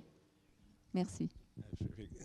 Je me permets de prendre la parole puisque vous évoquez la vaccination, mais évidemment votre question est bien plus large. Il me semble qu'un principe de base, je ne vais pas vous apprendre votre métier, mais c'est de croiser l'information, par exemple. Et il est possible de trouver, soit à travers les institutions, soit à travers les personnes, les experts, si on ose encore prononcer ce mot, des interlocuteurs qui peuvent vous éclairer, et y compris un effort, spécifiquement sur la vaccination, un effort qui vient d'être fait par Santé publique France, donc l'agence française qui s'occupe de toutes les questions de santé publique, qui a mis en place sur son site des pages dédiées à la vaccination qui sont juste remarquables, qui vous donnent des informations complètes et également les questions, pas uniquement des vérités assénées, mais tout ce qui est en doute et en difficulté. Et d'ailleurs, je vais un peu plus loin, c'est que je leur fais un peu de publicité parce que je trouve que ce travail est juste remarquable. Ils viennent de mettre en place, ces derniers jours, un site pour les professionnels de santé, qui est un point, à mon avis, extrêmement important. Ça rejoint d'ailleurs, j'en profite, je fais un tout petit détour dans mon intervention pour me permettre de compléter ce qu'a dit très bien Frédéric tout à l'heure sur le rôle de l'université pour lutter contre les fake news, former des citoyens éclairés avec un esprit critique. L'université a aussi le rôle de former les professionnels à être armés à lutter contre les fake news. Dans le domaine de la médecine, c'est évidemment très important, et les professionnels de santé, médecins, infirmiers, pharmaciens, ne sont pas très bien armés parce qu'ils n'ont pas forcément été très bien formés, et donc là il y a un effort à faire de l'université, et l'université aussi au passage devrait se réapproprier un domaine essentiel qui touche aux fake news et pas que, qui est celui de la formation continue. J'en profite, je fais des petits détours, mais voilà. Est-ce que je peux rajouter, parce que vous avez posé une question essentielle, ce qui est qui valide et comment se diffuse l'information scientifique médicale. Je crois qu'on a un vrai souci dans la mesure où, comme vous l'avez dit, j'allais dire à droite de la table, elle est souvent contrecarrée par finalement des biais cognitifs, des sites d'information dits alternatifs, qui, comme dirait le président Trump, il y a des faits alternatifs. Et ces faits alternatifs qui sont aujourd'hui très prédominants. Alors, de ce point de vue, Moi, j'appelle, je sais bien qu'il n'y a pas de représentant du ministère de la Santé ici, Escalité, mais j'appelle vraiment à un effort sur cette question, parce qu'il y a de l'information, mais elle est extrêmement malaisée à connaître. Je prends un exemple.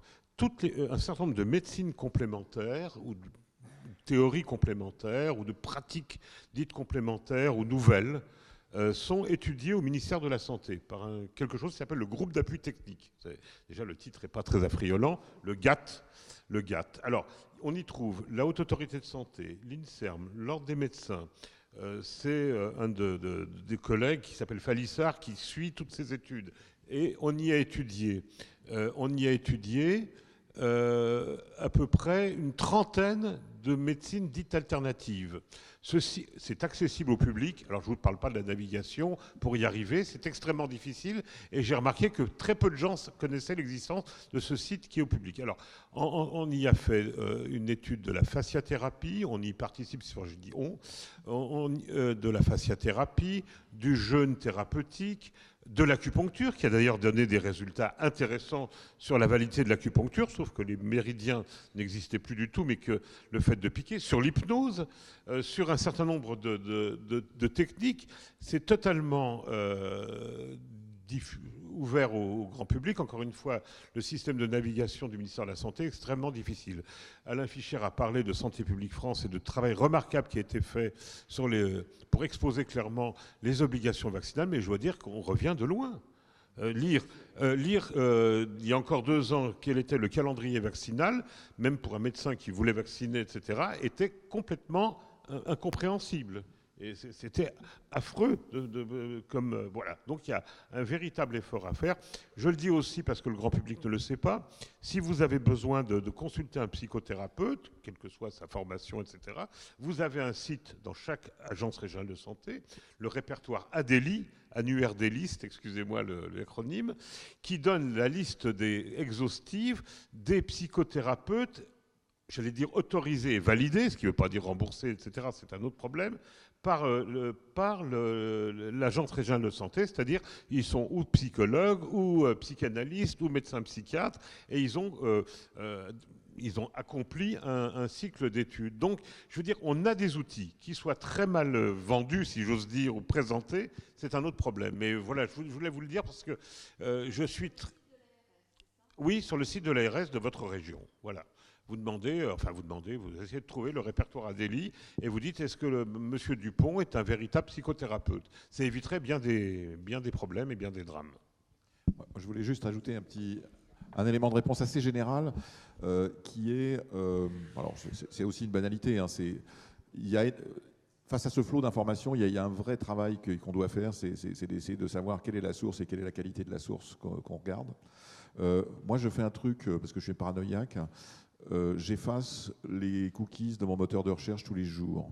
Parce que sinon, ce que fait votre moteur de recherche, et ça je dis ça pour beaucoup de gens qui n'en ont pas forcément conscience, c'est qu'il vous pousse vers des sites, il regarde ce que vous cliquez, et il vous pousse vers des sites qui correspondent aux choses que vous avez déjà cliquées. Donc ce qui veut dire qu'en fait, après, on parlait de biais de confirmation tout à l'heure, mais votre moteur de recherche vous fabrique lui-même un biais de confirmation en vous amenant systématiquement, c'est-à-dire par exemple, si vous cherchez des choses sur telle information non conventionnelle, on va dire, et que vous cliquez systématiquement sur des sites qui défendent des théories de fake news ou des théories du complot, systématiquement, c'est ceux-là qui apparaîtront en premier. Donc ça, c'est quelque chose qui, moi, je trouve extrêmement pernicieux parce qu'on ne s'en aperçoit pas, mais c'est ce que fait le moteur de recherche pour vous. Je ne cite pas de nom, hein, mais vous avez pensé à qui je pense. Donc moi, je fais ça tous les jours. J'ai un système automatique qui efface mon histoire et je suis un nouveau client tous les jours pour ce géant de l'informatique que vous connaissez tous. Voilà. Ce qui fait que du coup, il ne sait pas qui je suis, donc il me pousse une information qui est neutre. Je voulais juste ajouter une chose. Il y a évidemment le problème de la qualité de la source de l'information. Le problème, c'est qu'on sait, en tout cas tout ce qu'on sait sur les biais de raisonnement, c'est que rappeler d'une certaine manière la bonne information, l'information logique, le raisonnement logique, la règle pour trouver cette information, ça ne fonctionne pas très bien. Donc il y a peut-être aussi une approche plus méta-cognitive, je dirais, d'éducation à qu'est-ce qui a produit cette information qui est importante. Et on en revient à la méthode.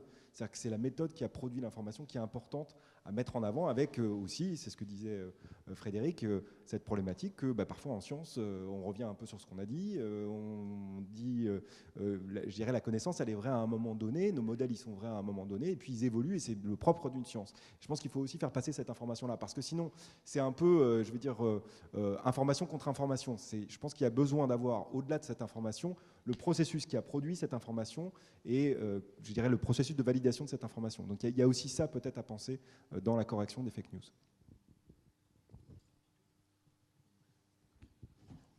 Bonjour, je suis un étudiant du DU Paréo et je voulais faire une remarque, c'est que votre travail en fait c'est un peu de douter les choses et en même temps vous essayez d'inspirer confiance.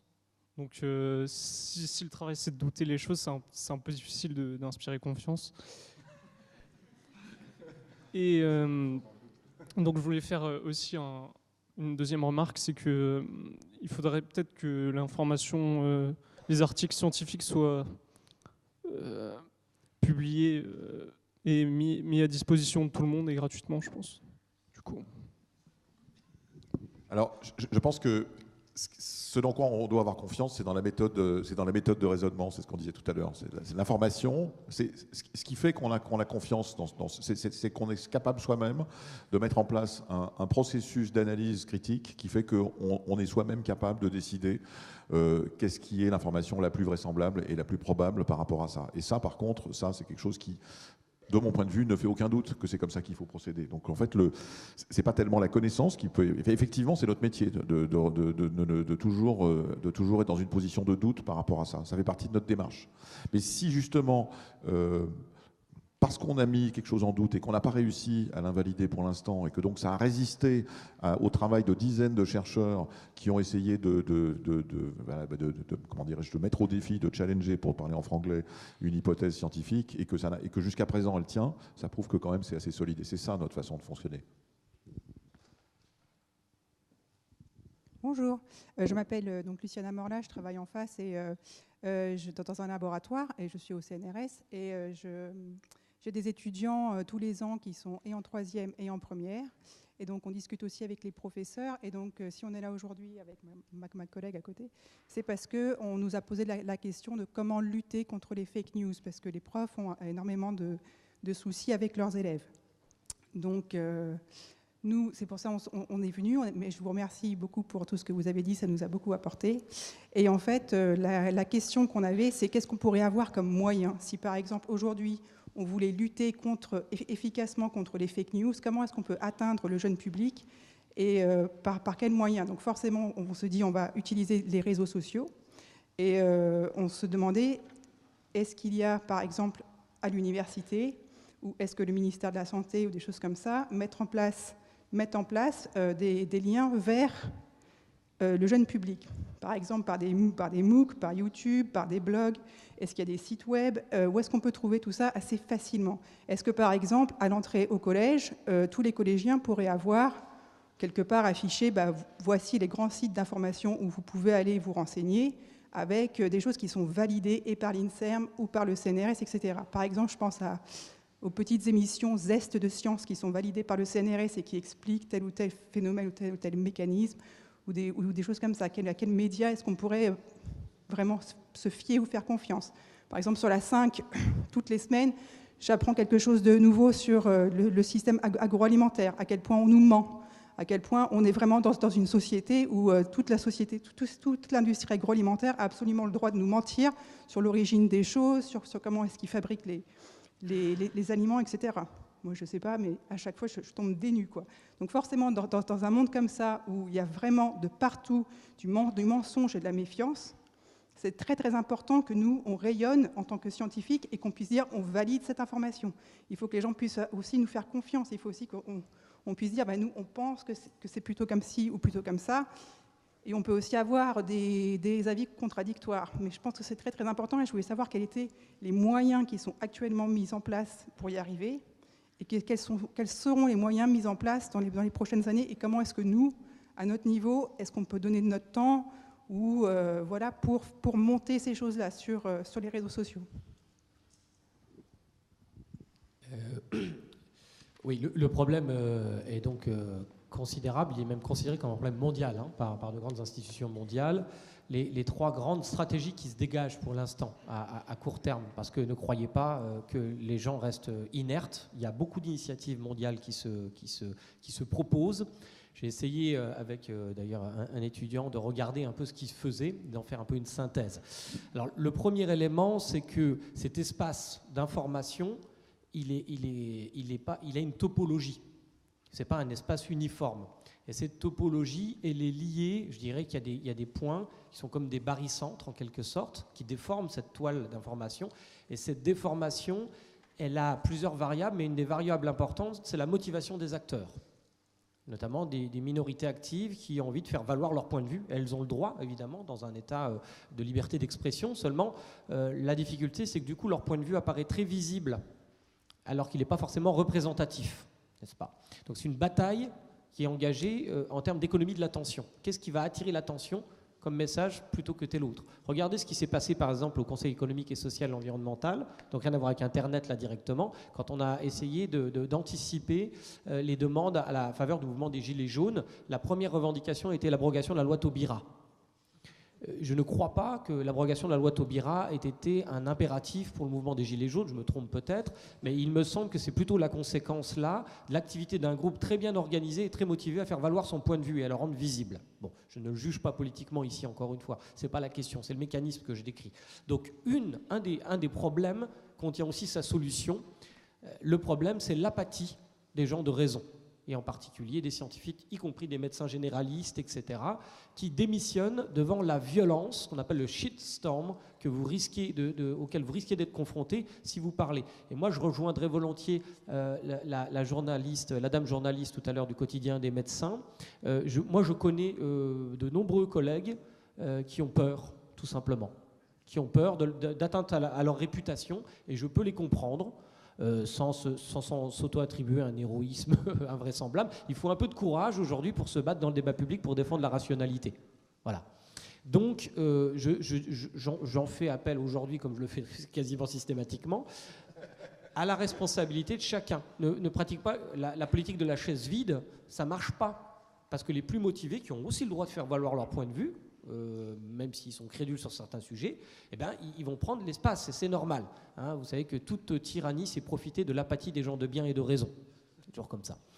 Alors le premier point, le premier élément, c'est justement de changer la topologie de cet espace par la motivation de nouveaux acteurs que nous pourrions être. Mais ceci dit, ça commence. Il y a toute une série, il y a un renouveau des mouvements rationalistes, des mouvements dits zététiciens par exemple, avec des vidéastes sur YouTube qui font des choses formidables, avec beaucoup d'audience. Et donc voilà, il y a un contre-pouvoir qui s'organise. Le deuxième point qui est évident, c'est un espace aussi d'information où il y a une ordinalité d'apparition de l'information. Il n'est peut-être pas tout à fait normal qu'en utilisant le moteur de recherche Google, qui est quasiment monopolistique en France, si on fait une recherche sur vaccins avec danger, par exemple, on va tomber sur des processus, des propositions intellectuelles qui ne sont pas compatibles avec le consensus scientifique, mais qui sont diablement convaincantes. Hein. On n'est pas sur des loufoqueries, on est sur des arguments techniques sur l'adjuvant aluminium, etc. Si vous n'y connaissez rien, vous pouvez. Il n'y a pas besoin d'être stupide. La crédulité, c'est pas la stupidité. La crédulité, c'est la disponibilité à une proposition intellectuelle, encore une fois, sans passer par le tamis de la méthode. Et donc, il est évident que les grands acteurs, qu'on appelle les GAFAM du web, ont hérité d'une responsabilité de régulation d'un marché dont il se serait bien passé, mais voilà, le fait est qu'ils ont cette responsabilité. Seulement, le problème, c'est qu'ils n'ont aucune légitimité politique. Ils ne sont pas élus et pourtant ils ont un énorme pouvoir politique. Donc ça, c'est un problème qu'il faut régler. Je pense qu'il faut que nos dirigeants, mais ils le font, prennent langue avec ces grands responsables des GAFAM pour qu'ils fassent une régulation qui, attention, soit non liberticide. Car il ne faut pas aller trop loin dans la régulation de ce marché. Il s'agit quand même de la liberté d'expression dont je parle. Mais peut-être que sans interdire certains produits, il n'est peut-être pas tout à fait naturel qu'ils apparaissent en premier quand il s'agit de loufoqueries intellectuelles, n'est-ce pas? On n'est pas obligé de les faire disparaître, on n'est pas obligé de les mettre en tête de gondole dans le supermarché de l'information.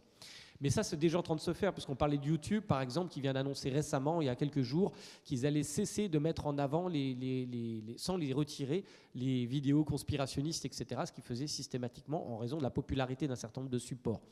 Et donc ça, un peu partout, on a des efforts, en fait, de réflexion sur l'ordinalité de l'apparition, que ce soit par la certification de l'information. Cette certification de l'information, par exemple de la source d'information, comme on évoquait tout à l'heure, elle peut se faire selon 3 éléments, soit selon des experts, ça ne plaît pas beaucoup aujourd'hui à l'heure de l'horizontalité, ce n'est pas très démocratique, mais ça se fait par des universitaires, etc. Soit elle se fait par ce qu'on appelle l'intelligence des foules, c'est-à-dire le wisdom of crowd, c'est-à-dire en fait un peu comme sur Wikipédia. Ça peut fonctionner dans certains cas, ça a certains risques, ceux de l'existence de minorités actives. Et puis le troisièmement, par le support de l'intelligence artificielle. On a aujourd'hui des algorithmes qui détectent les fake news avec un taux d'efficacité qui peut paraître important. J'ai lu 80% pour certains, mais ça pose quand même le terrible problème des faux positifs. Malgré tout, donc je pense qu'il faut faire très attention avec ça. À mon avis, il faut de la régulation humaine à un moment donné. Et typiquement, Facebook, etc., sont confrontés à ce genre de problème, mais il faut bien comprendre comment dirais-je, les exabits de données qu'ils ont à traiter. Ils ne pourront jamais embaucher assez de gens pour faire la régulation à main nue. Donc il faut automatiser un certain nombre de choses. Mais l'automatisation, c'est du coup aussi quelquefois l'arbitraire. C'est votre compte qui va être interdit pendant une semaine de façon injuste, et ça arrive sans cesse. Et le troisième point, je suis un peu long, mais comme là la question méritait quand même un peu de développement. Le troisième point, c'est celui qui a été évidemment évoqué, le plus fondamental, c'est-à-dire la meilleure régulation possible et la moins liberticide possible, c'est la régulation individuelle, par notre capacité à arbitrer entre plusieurs propositions intellectuelles. Et ça, c'est un exercice. C'est un exercice. Les illusions, les biais cognitifs, ils disparaîtront jamais.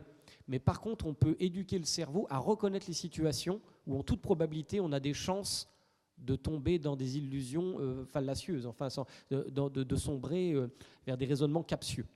Et ça, je pense que c'est le travail de l'éducation nationale à faire dès le plus jeune âge, à mon avis, parce que, comme l'a bien dit Grégoire tout à l'heure, il y a un effet de socialisation primaire qui est essentiel.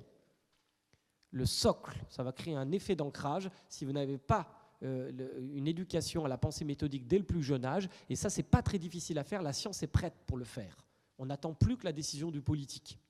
La science est prête pour le faire parce qu'on sait que la stimulation de la pensée analytique fait reculer en toute probabilité l'endossement de croyances, par exemple, conspirationnistes ou de croyances au créationnisme. La théorie de Darwin est un très bon exemple puisqu'on sait qu'elle est contre-intuitive. Nous croyons être darwiniens, mais en réalité, beaucoup d'entre nous sont crypto-lamarckiens, en fait, naturellement, plutôt finalistes. Bon. J'écris plusieurs papiers là-dessus, et donc, en fait, on connaît les biais cognitifs qui sont à l'œuvre. Il suffit d'enseigner cette théorie fermement. Il faut qu'on... Ça fonctionne pas grave, je vais parler très fort. Il suffit de l'enseigner très fermement, mais aussi... Je terminerai tout à fait là-dessus. L'enseigner très fermement, cette théorie, mais aussi de profiter de cette occasion pour expliquer aux jeunes esprits pourquoi elle leur résiste. Comme ça, ils apprennent non seulement la théorie de l'évolution, mais aussi à domestiquer leur propre cerveau et leurs propres intuitions. Et ça ne peut pas se faire en un jour, ça peut se faire sur un long travail de plusieurs années. C'est pourquoi je dis, face à cette révolution sur le marché de l'information, il faut une révolution pédagogique. J'ajouterais que c'est tout à fait ça qu'il faut faire. Et quand vous disiez quelle est l'information, en fait, vous ne prenez pas le problème par le bon bout. C'est comment, d'une certaine manière, on enseigne la méthode de pensée rationnelle. Et c'est ça qu'on essaye de faire, c'est ça que la Malaparte essaye de faire, c'est-à-dire de transférer les outils de la science vers l'école. C'est-à-dire de dire, par exemple, qu'est-ce que c'est que la différence entre observation et interprétation? Ce n'est pas la même chose. Qu'est-ce que c'est que la différence entre causalité et corrélation? Ce n'est pas la même chose. Et ça, il faut l'enseigner explicitement. Et on a un problème dans le système éducatif, pas uniquement dans le domaine de la fake news, mais de façon générale, c'est d'oublier d'expliciter les outils. Les outils pour apprendre à apprendre, les outils pour apprendre à penser, et les outils pour apprendre à être. Et que quand on ne fait pas ça, ce qu'on fait, c'est qu'on crée une inégalité face au savoir, face aux apprentissages. Parce que si je ne vous ai jamais dit quels sont les outils pour apprendre à apprendre, si je ne vous ai jamais donné explicitement et appris explicitement quels sont les outils pour apprendre à penser, d'une certaine manière, quels sont ceux qui les transmettent, les familles qui ont fait des études longues, qui sont allées à l'université. Donc on a une espèce de réplication des inégalités sociales à l'école. Donc si, je dirais, de façon corollaire à la problématique de la fake news, il y a la problématique des inégalités face aux apprentissages. Et une façon d'aller combattre contre ça, c'est effectivement de commencer très tôt. Et quand on dit très tôt, moi je milite pour la maternelle. C'est-à-dire que dès la maternelle, on peut aborder ces problématiques-là, ne serait-ce que de parler du cerveau aux enfants, de leur dire comment ça fonctionne un cerveau, comment un cerveau ça peut se transformer suite à des apprentissages. Ça modifie les représentations implicites de l'intelligence. On passe de représentations implicites fixistes à des représentations implicites malléables. C'est-à-dire que je ne suis plus le bon ou le mauvais élève, je suis l'élève qui peut apprendre. Et bien ça change tout. Et on le sait. Je veux dire, on le sait depuis longtemps en psychologie. Donc maintenant, il faut le mettre en place à l'éducation nationale. Mais on essaie de militer pour ça. Je sais que Gérald le fait, je le fais. Certains d'entre nous le font. Et on le fait aussi à l'université parce que les paréos qui ne l'ont pas dit, mais ils ont un cours à apprendre avec moi. Et dedans, on parle de biais de raisonnement et tout ça.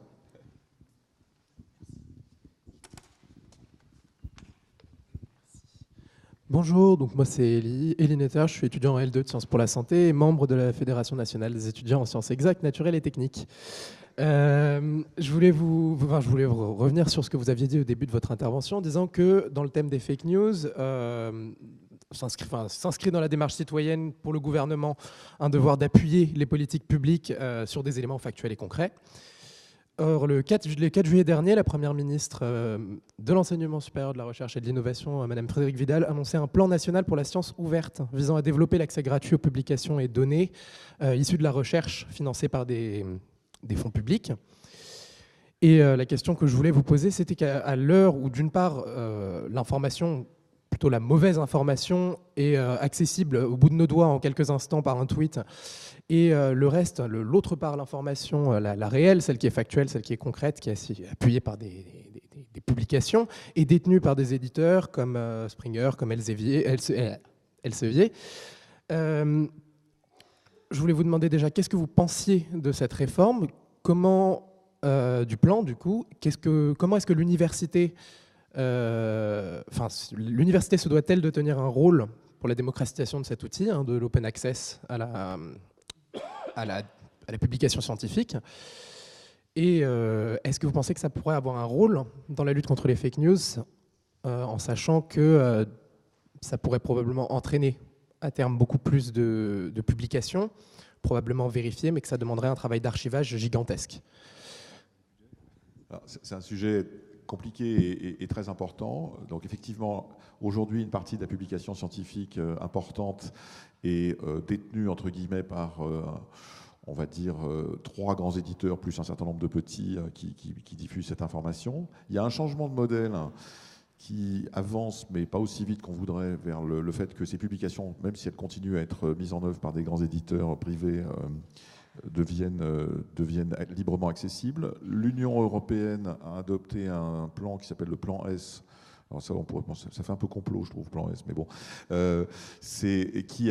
Auquel ont adhéré beaucoup de grandes agences de financement nationales. Donc en France, l'Agence nationale pour la recherche, la DFG en Allemagne ont adhéré à ce plan qui vise à ce que toutes les publications issues de financement européen ou de financement de ces agences nationales à partir du 1er janvier 2020, alors peut-être avec un moratoire, parce que ça va être compliqué à mettre en œuvre, le soir dans un modèle de publication ouverte. Donc ça, c'est quelque chose qui va être, à mon avis, relativement transformant. Alors, ça va se faire un peu dans la douleur, parce qu'il y a un soubresaut avec un changement de modèle, mais je pense que c'est essentiel, je pense que vous avez raison. Maintenant, je ne suis pas sûr que monsieur et madame tout le monde va aller lire la dernière publication de chaque domaine pointu. Je pense que c'est important d'avoir des sources secondaires, ce qu'on appelle... Moi, je suis un wikipédien convaincu. Je préfère corriger des erreurs dans Wikipédia une fois plutôt que 200 fois dans 200 copies qui l'ont copié parce que c'était dans Wikipédia et que c'était une erreur. C'est extraordinairement efficace. Et en même temps, c'est un média social assez intéressant, Wikipédia. Je ne sais pas si Gérald Bronner s'est penché sur le fonctionnement de Wikipédia, mais moi je trouve que...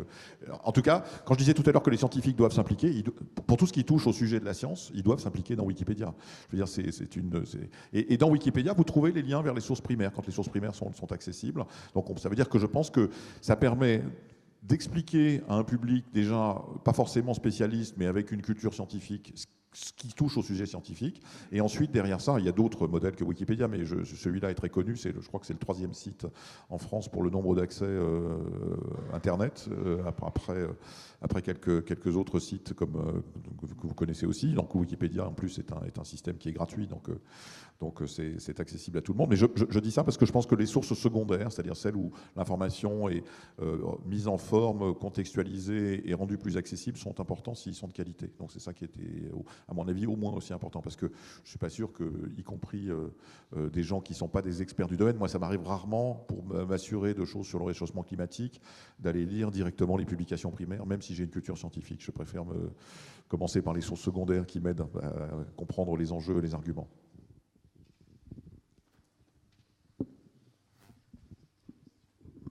Juste avant que vous posiez la question, on va prendre vraiment les dernières questions, donc les trois dernières, la vôtre comprise, et après, je suis désolé, mais oui, je vous ai vu. Il faudra arrêter cette table ronde. Merci beaucoup. Bonjour, je m'appelle Frédéric Ouaro, je suis étudiant en DAU à Paris Descartes, je suis chercheur amateur, même si ça peut faire sourire. C'est pour ça que je veux entamer des études pour devenir scientifique. Je discutais il n'y a pas longtemps avec un professeur méthodiste californien, donc religieux, un platiste justement, qui m'expliquait que dès qu'il avançait ses idées de la Terre plate ou ce genre de choses, de suite il était confronté à de la moquerie, de l'ironie et voire des insultes, c'est-à-dire que la première approche, le premier échange était plutôt une espèce de combat de mal dominant, quoi. Il y avait un truc comme ça. Est-ce que finalement il ne faudrait pas peut-être commencer à réfléchir, par exemple, à utiliser des artistes pour faire passer des idées réalistes et scientifiques? C'est-à-dire les religieux se servent beaucoup d'artistes pour faire passer leurs idées et ce genre de choses, notamment dans les fake news. Je veux bien dire un mot, même si je me sens très compétent du point de vue artistique, mais je pense que vous avez raison en tout cas. C'est pas toujours facile. On va parler très honnêtement. Je ne dois pas être le seul autour de la table. Certains d'entre nous subissent un véritable harcèlement de la part de croyants. Notamment pour moi les conspirationnistes, etc. Ça va jusqu'au pourrissement de votre page Wikipédia avec des gens du coup qui vous posent des questions bizarres systématiquement. Donc c'est pas toujours facile de garder son sang-froid face à des croyances loufoques. Mais il est évident que la moquerie n'est pas un bon moyen de faire, en tout cas quand vous êtes face aux croyants. Ceci dit, le rire peut convaincre les indécis, ce qui peut être intéressant stratégiquement aussi. Mais je pense que, en tout cas moi la sociologie que je pratique, c'est celle qui vient de Max Weber et qui consiste à penser que les gens en général ont toujours une cohérence intellectuelle, même quand ils croient des choses folles, ils ne sont pas fous, ils ont des raisons en quelque sorte, même si ce n'est pas des raisons objectivement bonnes, et que mon travail ça consiste à reconstruire leur système de raison, de comprendre leur logique. Je pense qu'à partir de cette compréhension de la logique, il y a peut-être un espoir de les faire effectivement rétropédaler, si je puis dire. Mais il est vrai que la conviction, ça j'en suis absolument persuadé, mais je ne me sens pas compétent, ne viendra pas que de forme argumentative. C'est-à-dire que ce qui manque aujourd'hui au rationalisme contemporain, c'est une forme d'esthétique, c'est un récit. Le récit du rationalisme et son idéologie, parce que c'était aussi une idéologie, c'était le progressisme. L'idée que demain serait supérieur à aujourd'hui, qui était supérieur à hier, c'est-à-dire à une forme d'historicisme, une représentation du temps qui se déployait donc de façon positive et qui soutenait beaucoup les sacrifices que nous étions capables de faire au présent avec les prises de risques par rapport à la technologie, etc. Aujourd'hui, il suffit de regarder l'imaginaire contemporain, jeter un coup d'œil sur les séries de Netflix ou quelles qu'elles soient d'ailleurs. La plupart des récits qui nous parlent de l'avenir sont des récits de type apocalyptique, post-apocalyptique, dystopique. Bref, il ne fait pas bon vivre demain, n'est-ce pas? Et donc, il est évident, mais encore une fois, je ne me sens pas la compétence, mais je verrai d'un bon œil qu'il y ait des propositions de type esthétisante qui rendent le rationalisme un peu plus sexy. Bah, rendez-nous sexy, quoi.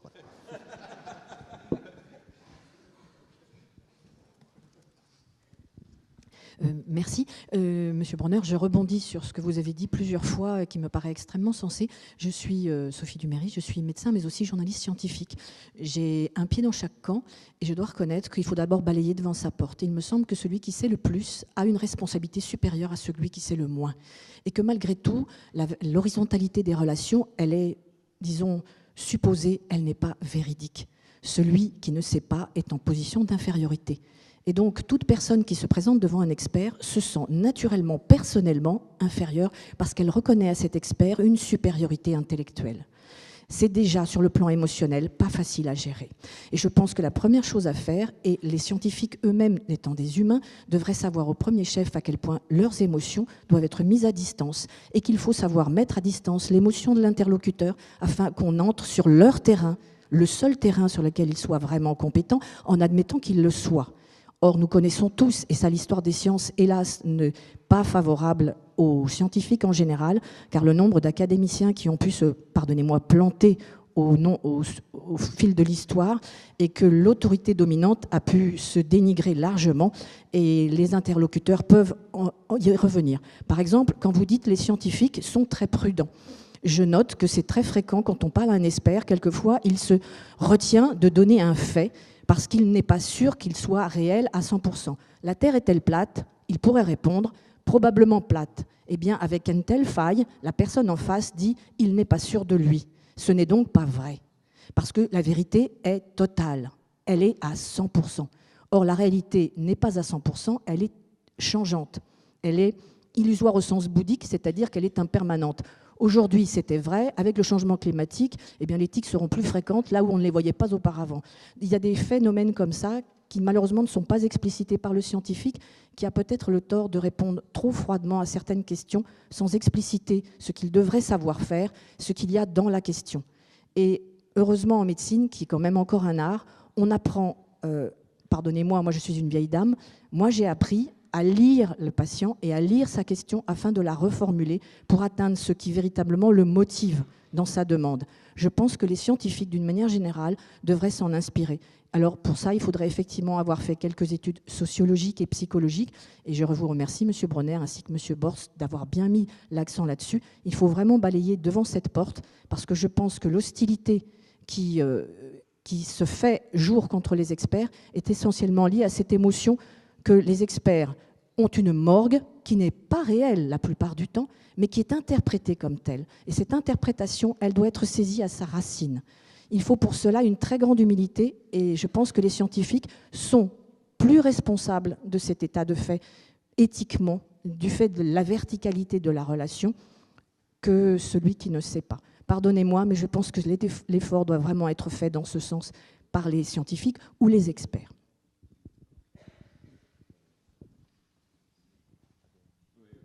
On est d'accord avec vous, hein, enfin, sur l'idée de l'horizontalité de ce point de vue-là. Enfin, moi, je peux vous dire juste quand on le fait, par exemple, quand on vient, nous, scientifiques, discuter avec les professeurs des écoles pour essayer de discuter de pédagogie, la première chose que je leur dis, c'est moi, je ne suis pas un spécialiste de la pédagogie, c'est vous les experts de la pédagogie. Moi, je suis un expert du cerveau qui apprend. Discutons ensemble pour voir comment on peut faire évoluer les pédagogies. Et je pense qu'à ce moment-là, quand on a ce discours horizontal, en fait, il y a plein de choses qui en sortent. Et ça permet, par exemple, de faire de la recherche participative avec les professeurs, de faire de la recherche ouverte. Et c'est comme ça que ça fonctionne. On est d'accord là-dessus. Merci. Il y a juste deux dernières petites questions, mais très courtes, s'il vous plaît. Je vous passe le micro. Merci. Jean-Michel Catin, je suis journaliste spécialisé dans l'enseignement supérieur et la recherche, pas scientifique, mais je m'intéresse au système.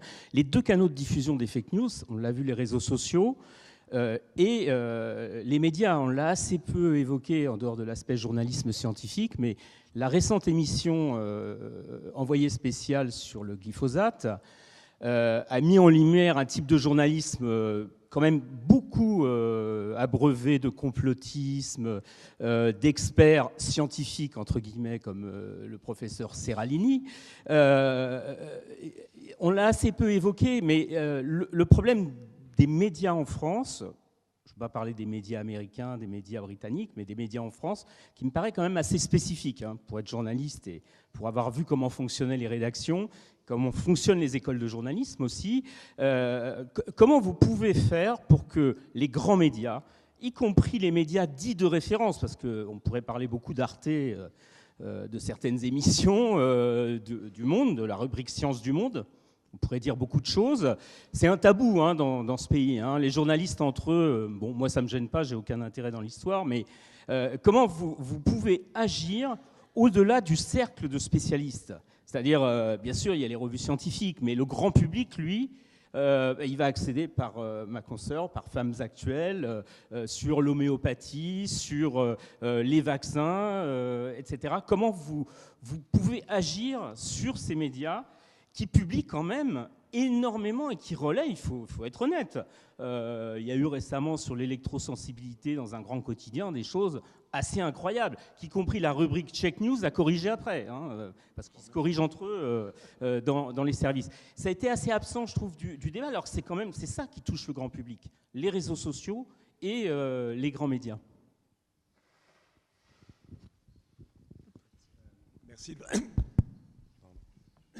Merci de votre question, parce que je pense qu'elle est un des aspects importants de la discussion de ce jour. Et pardon de revenir à la vaccination, mais c'est une expérience pratique qui illustre les points que vous avez évoqués. Alors, ce que nous devons faire, nous, c'est pas si simple d'y répondre, mais il y a au moins par exemple, une idée qui m'est apparue évidente, c'est que dans le contexte où j'étais amené à travailler sur la vaccination, beaucoup de médias, notamment radiophoniques et autres, m'ont demandé de participer à des débats, en gros, 1 contre 1, un pour la vaccination, 1 contre la vaccination. Vraiment, hein. Et j'ai refusé systématiquement. Je sais que certains collègues ne m'ont pas compris, en disant mais c'est au moins une occasion de pouvoir exprimer une parole a priori un peu plus raisonnable. Mais je pense que là, ça peut s'appliquer à n'importe quel autre sujet. Je pense qu'il faut refuser ces débats biaisés entre quelqu'un qui exprime une opinion, et pas forcément, ça peut être un peu moins qu'une fausse nouvelle, mais ça peut évidemment jusqu'à l'expression de fake news, mais en tous les cas qui n'a pas une légitimité raisonnable à évoquer devant le grand public un sujet, et quelqu'un, quel qu'il soit, qui a un certain niveau de connaissance d'un sujet avec l'humilité et je partage tout à fait ce que vous venez de dire tout à l'heure, et l'empathie même nécessaire à l'égard des interlocuteurs. Mais je pense au minimum, il me semble que de notre côté, c'est une réponse négative, nous devons systématiquement refuser ce type de débat, et peut-être que cela favorisera une certaine compréhension par des journalistes qui, a priori, sont surpris. Moi, je sais que plusieurs journalistes ont réagi à l'égard de ma réponse en considérant que j'étais complètement sectaire, que je refusais le débat, etc. Mais je pense qu'on peut petit à petit arriver à expliquer que c'est justement ce qu'il ne faut pas faire. Je pense par ailleurs, sur un autre plan, que notre responsabilité aussi est de participer de cycles de formation, de conférences, d'explications du groupe des journalistes scientifiques, qui sont un certain nombre dans ce pays. Je pense qu'on peut interagir mieux avec eux, il me semble, plus et mieux, pour leur permettre d'être en meilleure situation d'écoute, d'esprit critique, de trouver les interlocuteurs. Je reviens aussi à la question évoquée tout à l'heure.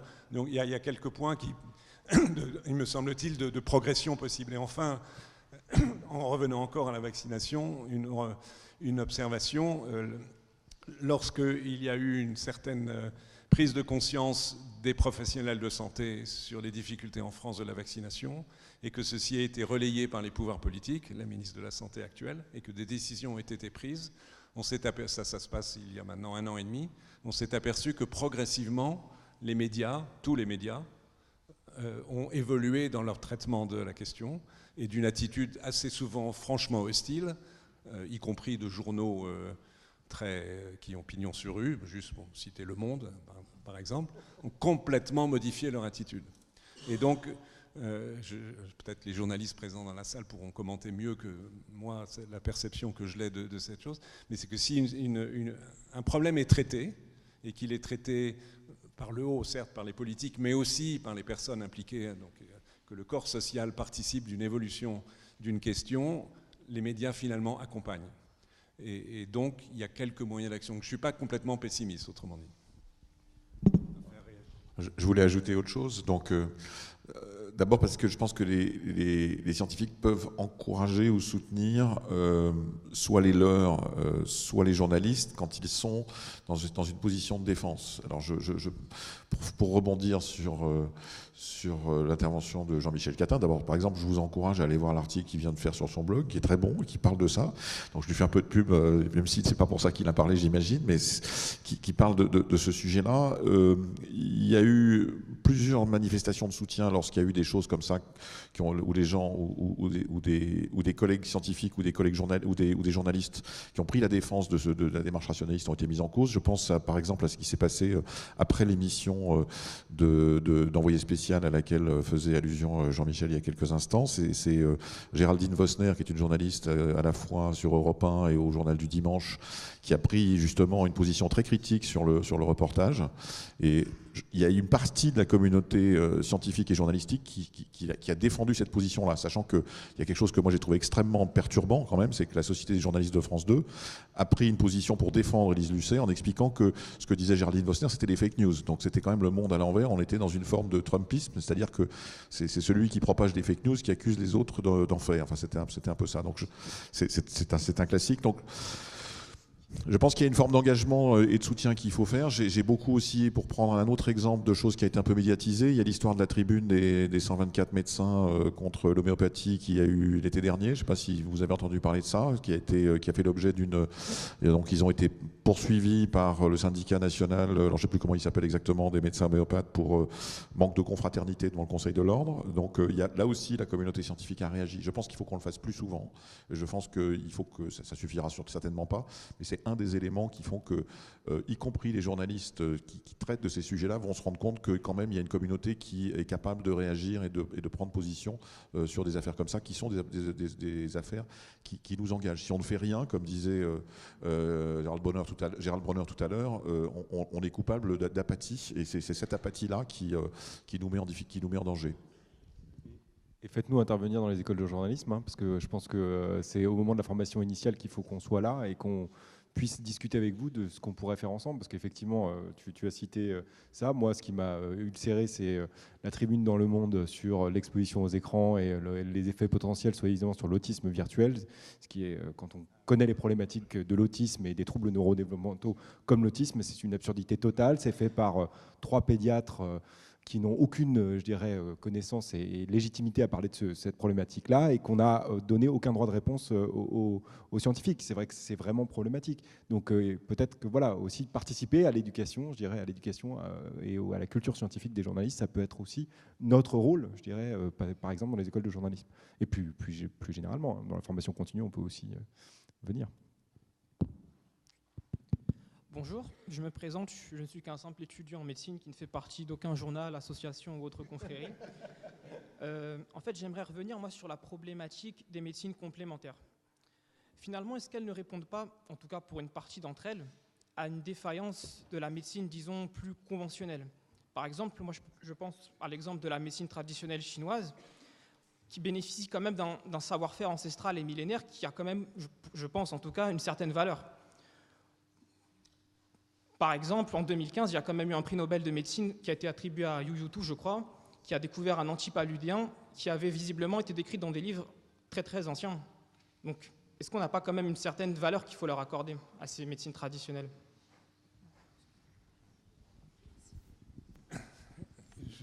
Les médecines traditionnelles reposent non pas, à mon avis, sur les défaillances de la médecine, mais sur les limites de la médecine. Évidemment, par définition, la médecine n'est pas omnisciente, loin de là, et beaucoup de maladies ne sont pas aujourd'hui combattues comme elles devraient l'être dans un monde idéal. On peut penser en particulier aux maladies, beaucoup des maladies qui touchent le cerveau. Il y a une limite à un certain niveau, à un moment des connaissances, des approches scientifiques. Je pense que la médecine a beaucoup progressé dans la seconde moitié du XXe siècle, au XXIe siècle, par la prise en compte d'une démarche scientifique sur beaucoup de plans, sur de l'épidémiologie, au recours aux autres sciences, la physique, la biologie, etc. etc. Les médecines traditionnelles correspondent à un état des savoirs à un temps donné d'une société. Si on prend l'exemple de la Chine, je me permets de vous dire que vous avez fait une petite confusion entre deux notions. La médecine traditionnelle chinoise, qui était ce qu'elle était, avec, si on regarde quelques indicateurs de vie de la population chinoise jusqu'à peu, ce n'est pas extraordinairement bon en termes de résultats. Et la découverte extrêmement, sur laquelle vous avez raison d'insister, de la scientifique chinoise dont malheureusement le nom m'échappe, et c'est pas bien, j'ai un problème avec les noms chinois, je veux dire, en termes de mémoire, qui a découvert une molécule, l'artémisinine, qui est un médicament majeur de la lutte contre le paludisme. Mais le travail de cette scientifique chinoise qui lui a valu le prix Nobel est du domaine des démarches scientifiques qui est la même que celle qui est la nôtre, et d'une manière générale, qui est universelle, qui n'est pas du domaine d'une approche traditionnelle fondée sur des tas de connaissances telles qu'elles étaient il y a 500 ans ou il y a 1000 ans, c'est-à-dire malheureusement avec des connaissances très très limitées. Donc vous ne pouvez pas inclure la découverte concernant le traitement du paludisme dans le cadre de la médecine traditionnelle chinoise. Alors, je voudrais compléter. Donc, cette université a un accord de partenariat avec l'université de médecine traditionnelle chinoise de Shanghai. Donc, je vais vous expliquer ce qu'on fait. On fait exactement. Non, mais je le dis, parce que ce qu'on fait dans ce cadre-là est particulièrement rationnel. Il faut savoir qu'aujourd'hui, près d'un médicament sur 2 vendu en pharmacie avec des propriétés démontrées, hein, j'entends démontrées, pas ceux qu'on vend dont l'efficacité n'a pas besoin d'être prouvée, vous voyez desquels je parle, près d'un sur 2 est originaire d'un produit naturel ou en est dérivé par modification chimique. L'aspirine que vous prenez est quelque chose qui, c'est l'acide salicylique. L'acide salicylique à l'origine et vient de l'écorce de saule, et on sait depuis des siècles que l'écorce de saule combat les fièvres et les douleurs. C'est l'homme, au cours des siècles, qui a découvert qu'un certain nombre de plantes avaient des effets. Certains en ont, d'autres n'en ont pas. Et donc, il y a, depuis que l'industrie pharmaceutique existe, hein, et même avant qu'elle existe sous forme d'industrie, on sait essayer d'identifier à l'intérieur de ces composés des choses qui sont actives. Et le partenariat que nous avons avec la médecine chinoise fait appel depuis très longtemps, comme beaucoup de médecine traditionnelle historique, à ces produits naturels qui sont des tisanes, des décoctions, des machins, des trucs. Mais ce qu'a fait madame, alors je ne sais plus si elle s'appelle madame Toutou, madame Youyou, je ne me rappelle plus, parce que je suis comme toi, mais c'est l'un des deux, c'est qu'elle a fait un programme tout à fait classique de recherche de ce qu'on appelle la pharmacognosie, qui est enseigné ici dans cette université à la faculté de pharmacie, qui est la recherche dans les molécules d'origine naturelle de principes actifs qui sont des molécules tout à fait classiques utilisées en approche médicamenteuse.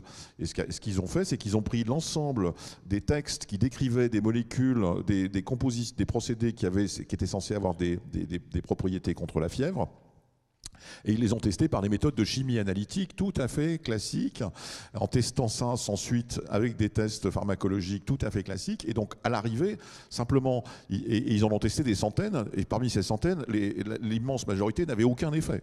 Simplement, il y en avait une qui avait un effet, c'est comme ça qu'ils l'ont trouvé. Donc oui, on peut et on doit s'intéresser à ces connaissances qui ont été acquises, parce qu'effectivement, on sait qu'il y a dans l'environnement, dans les molécules qu'on trouve dans la nature, certaines qui ont des propriétés pharmacologiques, on en a plein.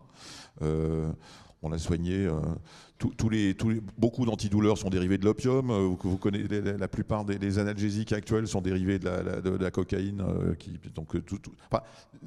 Beaucoup de molécules qu'utilisent les médecins aujourd'hui sont des molécules qui ont cette origine-là. Donc en soi, ça n'a rien d'exceptionnel. Ça n'est pas une médecine complémentaire.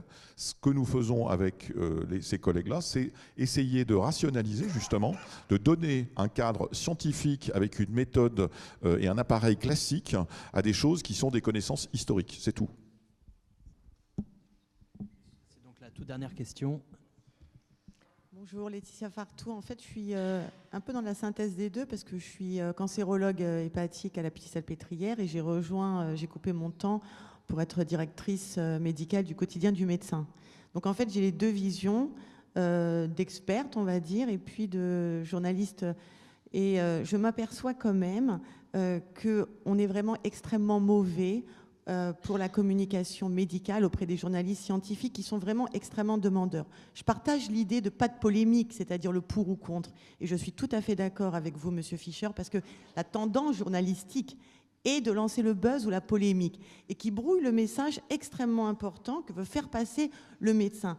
Or, c'est de notre responsabilité médicale de vulgariser notre message unique pour qu'il soit compris. Et je l'ai vu pour la vaccination, quand on a fait l'événement sur la vaccination.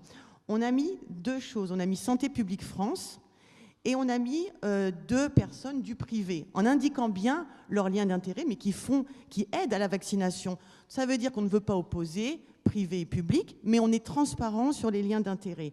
Et ce qui est intéressant dans ce qu'on a fait, c'est qu'on découvre quand même que ce n'est pas les patients qui ne savent pas, c'est les médecins généralistes qui ne savent pas de quoi ils parlent, parce qu'ils ont été désinformés et parce que, a priori, ils n'ont pas le temps finalement de tout connaître et ils font pas forcément attention à tout. Et globalement, le fait de mettre au jour la vaccination et de le mettre en obligation, on a évité aux médecins finalement de donner peut-être des fausses informations qui eux-mêmes finalement craignaient le patient doute. Son médecin doute, donc il ne fait pas.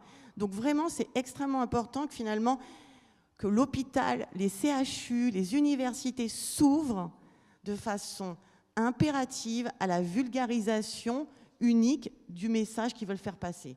Mais c'est vraiment une urgence, parce que si vous ne le faites pas, ça va être fait et ça va vraiment être en forme de fake news. Voilà.